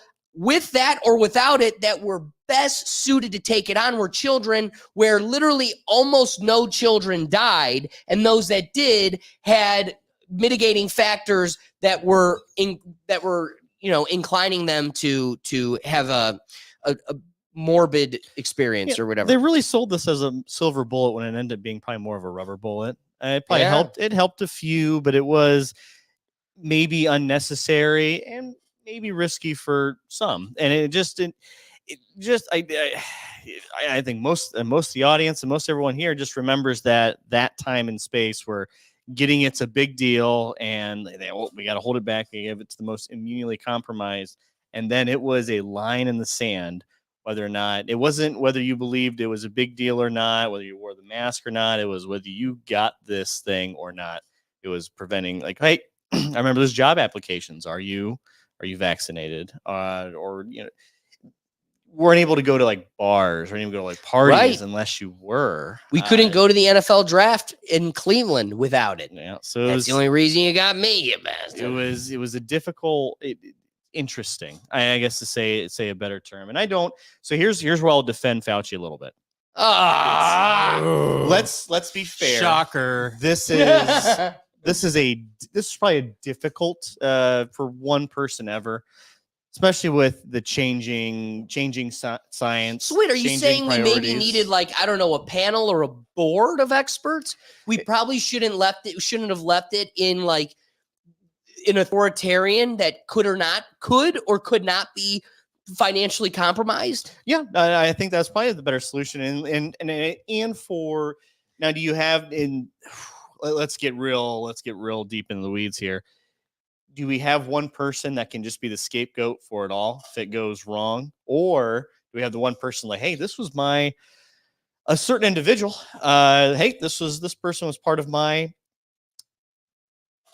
cabinet, my administration, and because of me and because of him and all the great work he's done, I did some great things. I could see it I could see it one of those two ways, but I think a panel would have been probably a bit more believable for the American people to say, oh, hey, some doctors don't agree. Oh, okay, that's interesting. Almost like a bit like the Supreme Court in a sense. And But again, it comes back to why I raised it with the AIDS situation. Doesn't it stand out to you to be weird that it was one sole expert? Again, and he just happens to catch the highest payroll on the American dime. So during AIDS, he's the face and voice of all authority. During COVID, he's the face and voice of all authority and is like catching the highest check from the powers that be. It almost feels like he's the shill that is selling out to be the puppet here. And if you do open the door to having multiple experts with multiple opinions that are balancing themselves with science, then you're going to have some conflict and you may not have the control over the narrative to control the people. Because let's be reminded as we transition into, I think, the strongest testimony with Dr. Fauci, there were experts that were medical experts that were silenced on Twitter for the sake of preserving control. Let this settle in. The man that owned and created the patent for RNA vaccines, just the science of this type of vaccine, he said, don't get it, this isn't safe, I've got questions, and he was silenced on Twitter. So, like, to me, it's even more noteworthy that, like, you went out of your way to ensure there wasn't a balance or panel of decision making. It came from one sole authority, and all things point to it was a compromised authority. Yeah, and it was a paint with a very broad brush. This is just why this type of policy just never works, because you're always going to capture when you paint with that broad of a brush, you're going to capture a significant portion of the population that doesn't like it or doesn't fit their lifestyle. They're going to hate it, and that hate, you can get to different groups of people. Say, hey, well, I was okay with the mask. I was fine. I was willing to compromise that. But this whole vaccine thing, I don't know. It seemed rushed. And you get get this one side here, one side here. Then you get the side like, well, he might be financially compromised from. He did have a lot of book deals. And he had a documentary and a movie. He had a movie about it. Dude, there were sellout liberals that had St. Fauci candles that they would buy and have on their shelf at home. I mean, there's something to be noted here. And these are the little things that seem mundane or, less important. But honestly, they seem more telling than anything. We know for a fact, Fauci looks at us and says, you don't need masks. They don't really work. And then he was like, oh no, we lied to you. Everybody needs a mask. And in fact, you should double mask. We only said the masks don't work because we didn't know if we would have enough of the masks. Okay, so what did you admit to me right then and there? That what you are telling me is not the truth, but what you need to tell me to get the result you think is best. So right there is a foundational concession that the information you are giving me may or may not be truth, but it is being given to me to shepherd an action. You are trying to control me with the information. And that information may be truth when it benefits you, and it may be false when it benefits you. But all I do know from just that instance alone is that I need to you're telling me I need to blindly trust you because what comes from Fauci is science. But then what you also say is what also comes from Fauci may not always be the truth, but it's for my best interest. And you have my best interest at heart. I would like to, Brian, let's go to video 7. This is Dr. Rich McCormick. He is a Republican from Georgia. He calls him Dr. Fear. So we go from Mr. Fauci to Dr. Fear. And I think this is probably the strongest testimony thrown in Fauci's face. Insinuated that only politicians, only bloggers, only conspiracy theorists are disagreeing with you. I want to point out that I'm probably the only member of Congress that actually treated patients during the pandemic from the very beginning to the very end of the pandemic, during night shifts in the ER. Thousands of patients during that time. And in 2020, I was censored. My medical license was threatened because I disagreed with bureaucrats. Literally taken off the internet as a person who is treating patients with leading edge technologies, developing theories, but doing my very best, but being censored by the United States government for the first time, stepping in and taking the place of medical professionals as the experts in healthcare. Any dissent surrounding COVID-19 treatments, mask mandates, and any public policy surrounding the pandemic was immediately labeled as anti-science. I watched as public health officials and politicians told my patients what treatment options were best for them, regardless of their comorbidities or their medical history. Despite my education and my training and my experience, my opinions were relegated to conspiracy and misinformation by so-called healthcare experts who had never treated a patient throughout the entire pandemic. This has been a black eye on the medicine and has highlighted why government should never insert itself in between patients and their healthcare providers. The American people deserve to make medical decisions through conversations with their physicians rather than politically motivated mandates. Dr. Fauci, did you ever treat a patient for COVID during the pandemic? I was part of a team that was at the NIH that took care. We didn't take care of many of them. Okay, so not hands-on. Got it. Thank you. Why would I be criticized by a bureaucrat for doing my very best as a healthcare? This is a rhetorical question. But why?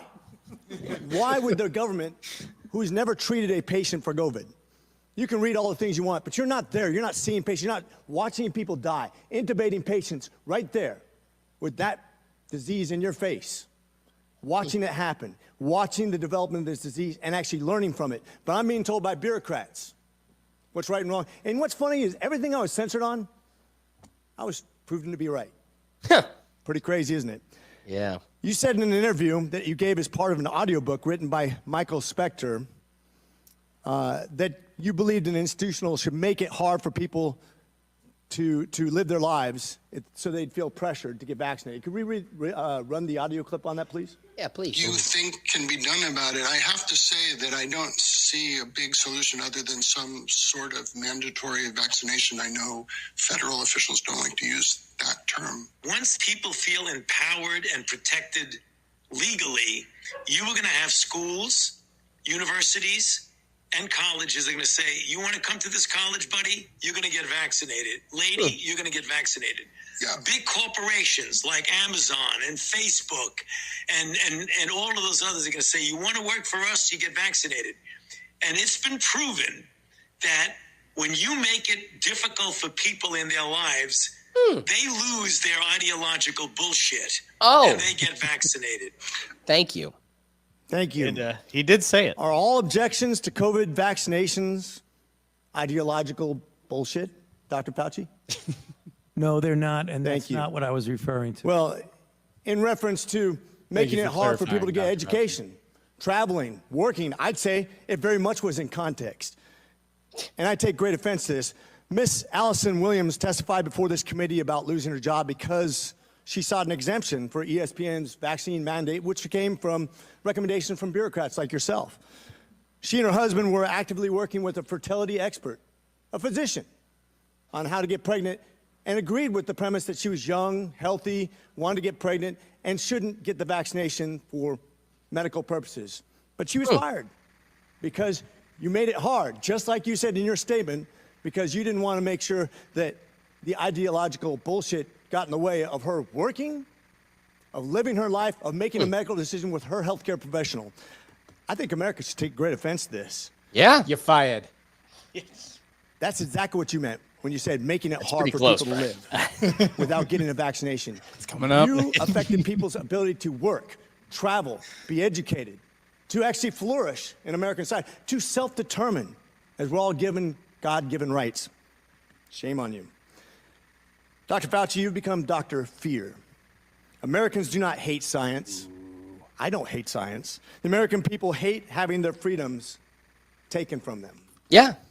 You inspired and created fear through mass mandates, school closures, vaccine mandates that have destroyed the American people's trust in our public health institutions. There it is. This fear you created will continue to have ripple effects over generations to come. You have already seen its effects in education, in the economy, and everything else. Quite frankly, you said, if you disagree with me, you disagree with science. Dr. Fauci, I disagree with you because I disagree with fear. Great job. Right? All right. So do I think Dr. McCormick dunked on Fauci? For sure. For sure. But do I want, what I would like to present next is the real winner of this whole thing. And that is the guy that sat right behind the left shoulder of Dr. Fauci. Brian, if you could go to video 6, let's get a little flavor of the real winner here. Death threats mean someone who clearly was on their way to kill me. And it's required my having protective services. It is very troublesome to me. It is much more troublesome because it involved my wife and my 3 daughters. At these moments, how do you feel? Keep your mic on. Terrible. Do you continue to receive threats today? Yes, I do. Every time someone gets up and says I'm responsible for the death of people throughout the world, the death threats go up. America's done with your ideological bullshit, Dr. Fauci. I don't know, Brian, we've had them cooking for too long. Or Brian, David as well. Before we get to our wrapping thoughts and the final atom bomb, I want to get the thoughts of our guys in the digital green room. Ricky, what are you thinking here?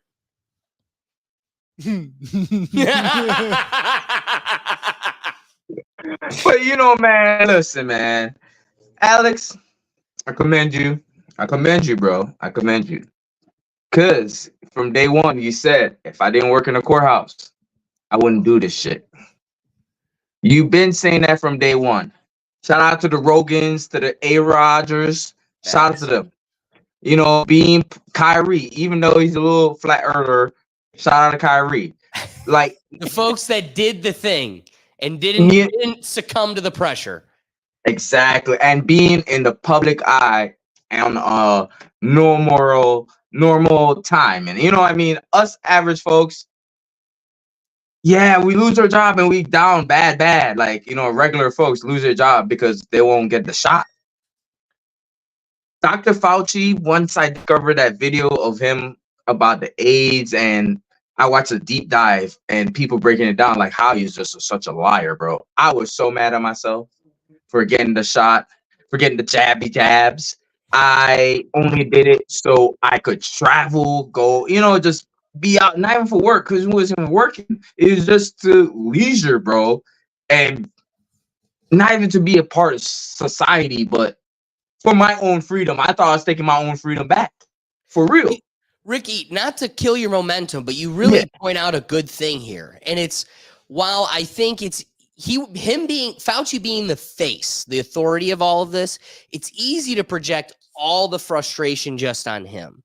But it really wasn't the BS solely from him that made you and I succumb to the pressure.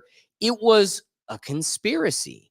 It was all of these forces coming together. I mean, yes, did your profession make you do it? Sure. Did your school make you do it? Sure. Did your rec club or, community sports league make you do it? Sure.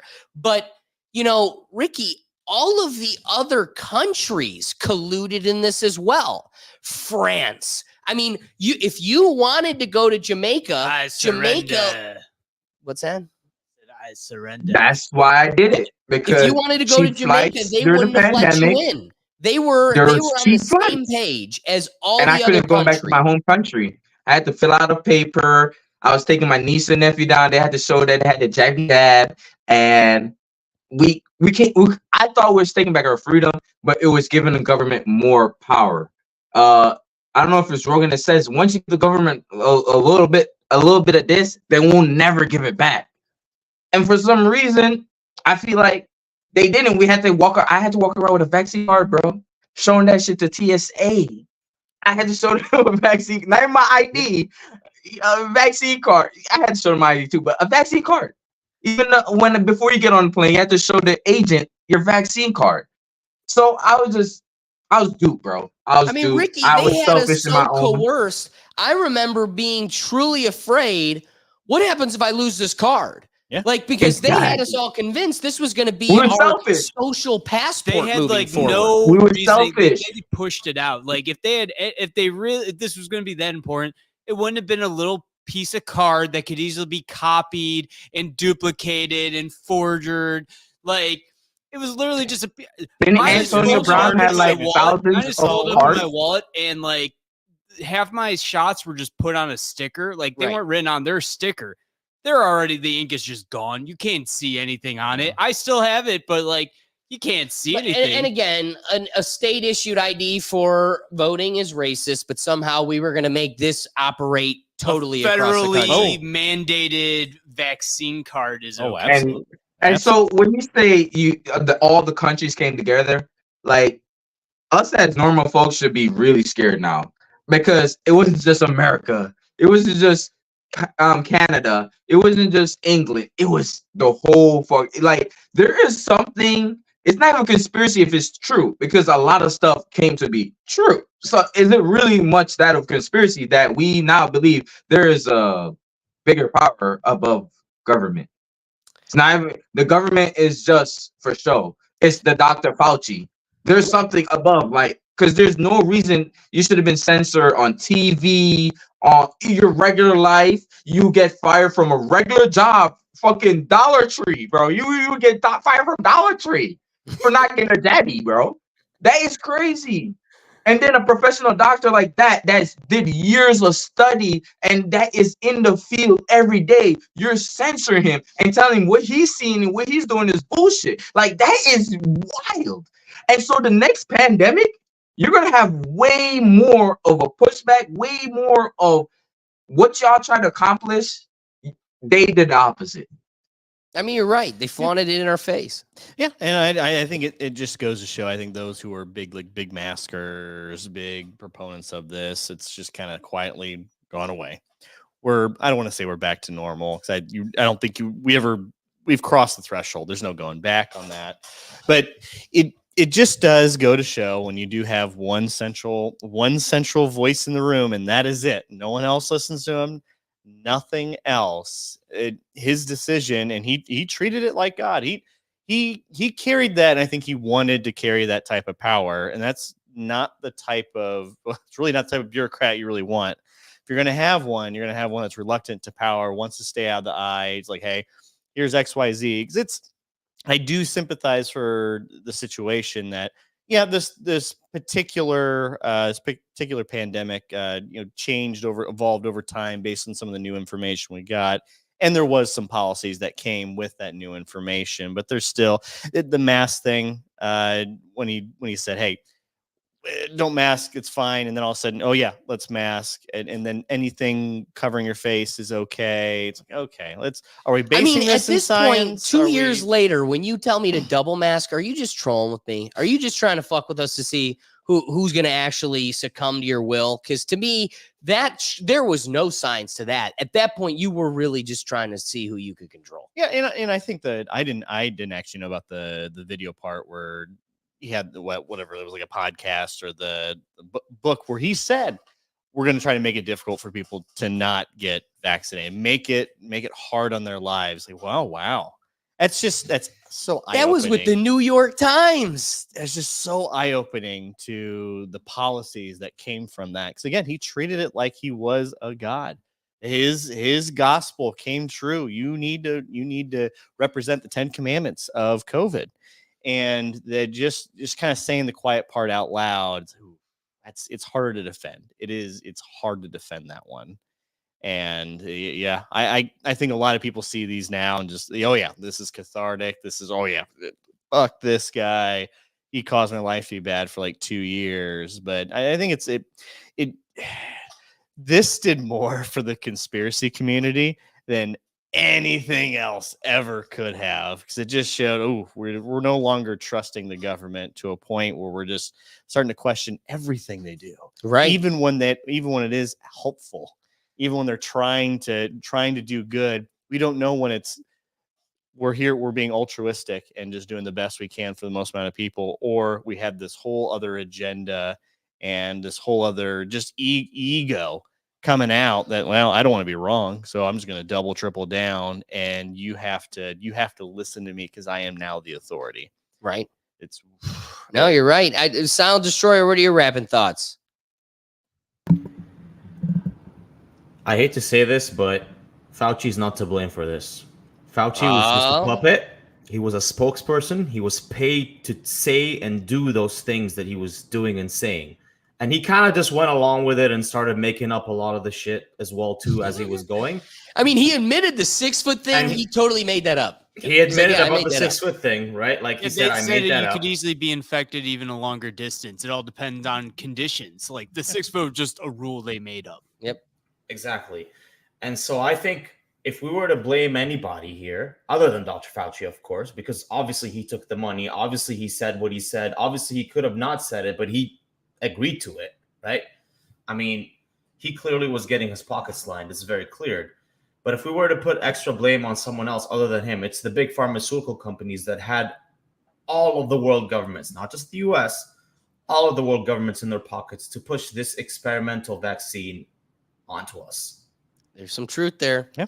I mean, every commercial on every major outlet was this episode, this channel sponsored by Moderna. And it's like, wow, sponsored by Pfizer. And it's like, guys, that's who's driving the ship here.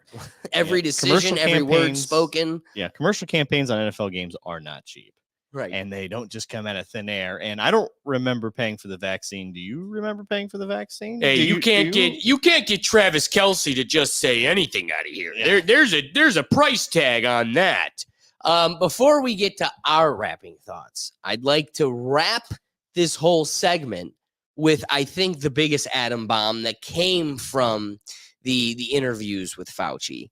And it's from everybody's favorite representative, Jim Jordan, because, man, everybody just tends to hate that guy because he just loves rounding it up. And sometimes he can be more provocative than he is fruitful. Ohio. But Ohio's most infamous politician right now. I mean, that's a way to put it. But you know what? I want to give him credit where during the summer of love and everybody was throwing, stools through Starbucks and burning down your local city. Out of love. I mean, he represented us the strongest in those panels, grilling the leaders that were trying to defend these actions. We even and paid the bail bonds for those individuals too, which even you can politically agree with them. It's like, well, hey, let me pay for your bonds because you were throwing, out of love, throwing a stool in a Starbucks or a bank's window, because you're, again, for love, and you were told to anyway. I still find that wild. Right. Pay for, but imagine that on the other side. January 6th, hey, I'm going to pay for some bail bonds. We would never hear the end of it. Yeah. Ever. Convenient how that works.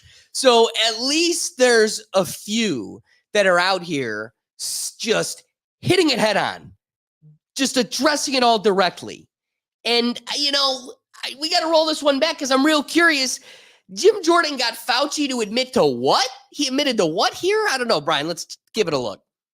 That call would have been on the call. Well, the call was arranged by Jeremy Farrar. You should ask him. Okay. Did U.S. tax dollars flow through a grant recipient to the lab in China? I'm sorry. What was? Did U.S. tax dollars blank. flow through a grant recipient to the lab in China? Yes, of course. It was a subaward to the Wuhan Institute. And who approved that award? Excuse me? And who approved that award? What agency approved that award? National Institute of Allergy and Infectious Diseases. Your agency approved that, right? Yes, it did. After. Did that have anything to do with this downplaying of the lab leak theory? No. Huh. Nothing to do with it. Nothing. What? Okay. So let's wrap this thing up. I'm going to close my thoughts here with one. First, he acknowledges that our tax dollars went to this thing. The thing that Obama saw is so problematic. Yeah, I'm a war criminal. I don't really want it to stop, but I just don't want it here in our backyard so it could kill everybody. So just take it elsewhere. But we'll continue to fund it. And then the other half is, wait, where'd you get that? Where'd you get that money? So you got the money from us. You got our tax dollars. Who gave it to you? Oh, another unnamed agency, whatever, a collection of words. That's a group of people that operate as their own legislative force outside of the limits and representations of the people. They get to be their own police. They get to control themselves. They're completely autonomous. They operate, as all agencies do, outside of the checks and balances of our whole system. We should forever grab our arms in aggravation for how the agencies get to operate outside of the control and balance of our government. And as a result of that, They get to just go and fund war crimes like this across the world and go totally unscathed, unacknowledged, because it's just a thing we do. It's just a thing we do. And truthfully, I'm not going to sit here and play total ignorance to the fact that I can acknowledge a global curiosity, or I'll use their word, need to want to learn, master, and develop these sciences. So if and when these viral weapons are created and can be used to cripple us, we have developed the science strong enough to combat it and maybe curb or stop its damage. Sure, I get that. But I also don't think those viral weapons exist without the science. So as long as you're peddling the science and funding it, it's kind of like the gun, right? Like first, it was just a musket. It was like a lopsided, obscure ball that kind of curved, and it wasn't a perfect shot. Like it did a thing. But what really, even before that, it was an arrow, right? Like first we used the spring action of a stick to launch a projectile. Then we were like, all right, combustion. If we compress the pressure, it can launch this little BB. And then we focus the technology of how that barrel works, how those BBs are shaped, and the gunpowder strengths to a point where now you can clear out a whole concert in Las Vegas with your eyes closed. And that's insane to me. I also don't think that's science. I guess once you open Pandora's box, it doesn't stop, because once the thing exists, its scientific evolution is going to... It's now out there. Right, right. So here will be my wrapping thought. I think Silent Destroyer raises a great point. He isn't the problem. He was the hand to the problem. The problem used him to carry out its bidding. But that doesn't mean he's without blame or gets to evade accountability. It just means that there's more entities, stronger entities, scarier entities that we don't even know of. We just see the hand. We don't see the guy who's got that's got that hand shoved up the puppet's ass. Like I want that guy. And that guy doesn't exist to us, isn't in the public eye, but clearly has more control than any of the people we've ever casted on a ballot, whether local or federal. That there is a silent government that is truly carrying that out. And if anything tells you that, it's a dead guy as president. I don't know. What are your wrapping thoughts? Ooh, I still think it was a tough position to be in with some of the evolving the changes and how we reacted to it. And it's not a perfect system. However, when we start thinking of ourselves as the end all be all and painting with a broad brush and, hey, this is good for you, don't complain, I know better than you, that's never good policy. It will never be good policy. And it almost always ends up with the public revolting against you. If the public buys in based on most of the information that isn't selective, isn't targeted, then you get a little bit of a better response to it. And now we can, maybe we can sift out. There's always going to be some crazies one way or another. It's just always going to happen. But you can sift those out. And now we're instead of going, well, maybe the conspiracy theorists were right, we start going, well, maybe there was a little bit a grain of truth with some of the crazies. But now we're sitting here going, oh, geez, what happens if we do see this again? Right. Are we going to believe the government? I don't know. I don't think so. Does this actually trigger the World War III? Because everyone's just so fed up with it, and now we're in no one would have seen this coming for World War III. I mean, countries going back and forth, but no, it's actually the next pandemic. Yeah. So that's, it's a tough one. It's a tough one. And I like seeing them get grilled. I think it's fun. Yeah. I wish they did that with more politicians and kind of more individuals. When they had Mark Zuckerberg, you remember when they had Mark Zuckerberg out there? Great and point. they gave him just softballs that even it's so nonsensical. He's like, I don't actually know what you're asking. But here, Fauci, everyone in the room seems to be very good about really drilling them down on what they want to see. It's fun to see. Even though I do hate some of that political theater, if it's Fauci, I'll give it a pass. I can appreciate that. Doug, you got a wrapping thought for us? I do. I did love hearing all that. I loved that they like ripped in him, no holding back, gave him the hard questions. Loved seeing that. The only upside to all of that COVID thing that I really think of is it finally made my company realize that we can work remote. I get to work from home now because of COVID. So that's a plus side. But like the whole COVID thing, Fauci aside, like it changed everything. We literally now, I don't know if a lot of people do, but me and people I know will be like, remember pre-pandemic when blank, or remember pre-pandemic we used to be able to do this, and now post-pandemic this costs this, and the interest rates are that. Like it's literally become now like pre and post-pandemic, almost like pre and post-depression, pre and post-recession. Like this has just been a defining moment in not just American, but almost world, like not almost in world history. Like it was worldwide, and Fauci had a part to play in it. Oh yeah, it on the global stage. Any other wrapping thoughts before I toss it to Brian? Well, I do got one more. I've been looking at this folder the whole time. This whole time. I've been dying. I bitched at you so much because we weren't going to talk about this. So I'm just gonna drop it like a whisper. Trump. Come on, man. You had to do it. Yeah. Okay. I'm blowing it up.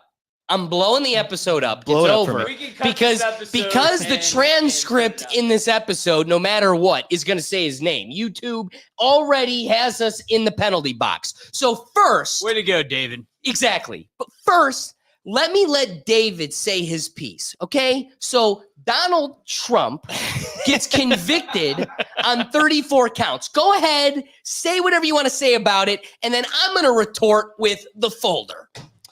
So this is actually a monumental case in American history. First time we have a former president as a felon. That brings up so many wild things. He can't vote. He can't vote for himself. And he, of all the presidents ever, he's the one like, yep, he's voting for himself. Yeah, absolutely. He's going to the polls like Donald J. Trump right here. And it is so So one thing I am surprised about, there isn't riots on the streets for it. It's just kind of went out a little quiet. This was what, like Friday, Saturday, right around that time. It was weird. I thought this would be very monumental. Like everyone would be up in arms, all this, that, and the other. I think we got a bigger response from if we all remember the headshot. The jail cell headshot. That was significantly more iconic than what we have going on here. And it's a felony in kind of the most juvenile sense. Yes, they got to clear a bar, and they just cleared the shortest bar they possibly could, and they needed every single mechanism to kind of go their way. The judge was never pro-Trump. He was never a big fan. They had it in New York. They had it in New York City of all places, so the jurors could just be. I don't think you're going to see too many cases this public be tilted so one way to clear just a small bar just to say he's a felon. And this is now we're going to reduce political conversation even dumber to Biden's a dead guy, Trump's a felon. That's it. There's no policies. We're not even going to talk about gas prices.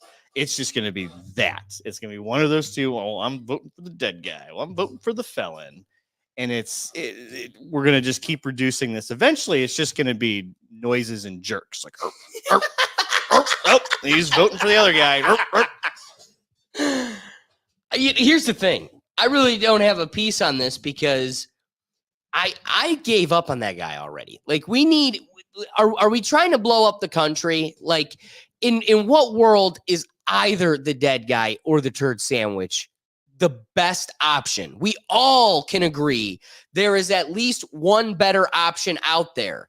That being the case, obviously then the system fails us if there's at least one better option and they can't even be a player in the arena.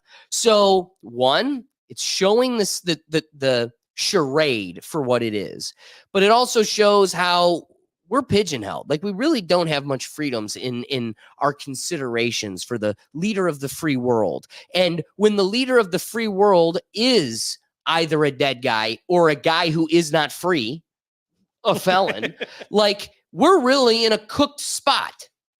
And because of David now has ruined the whole episode. We had a great episode, and now the algorithms, the powers that be, are sinking us.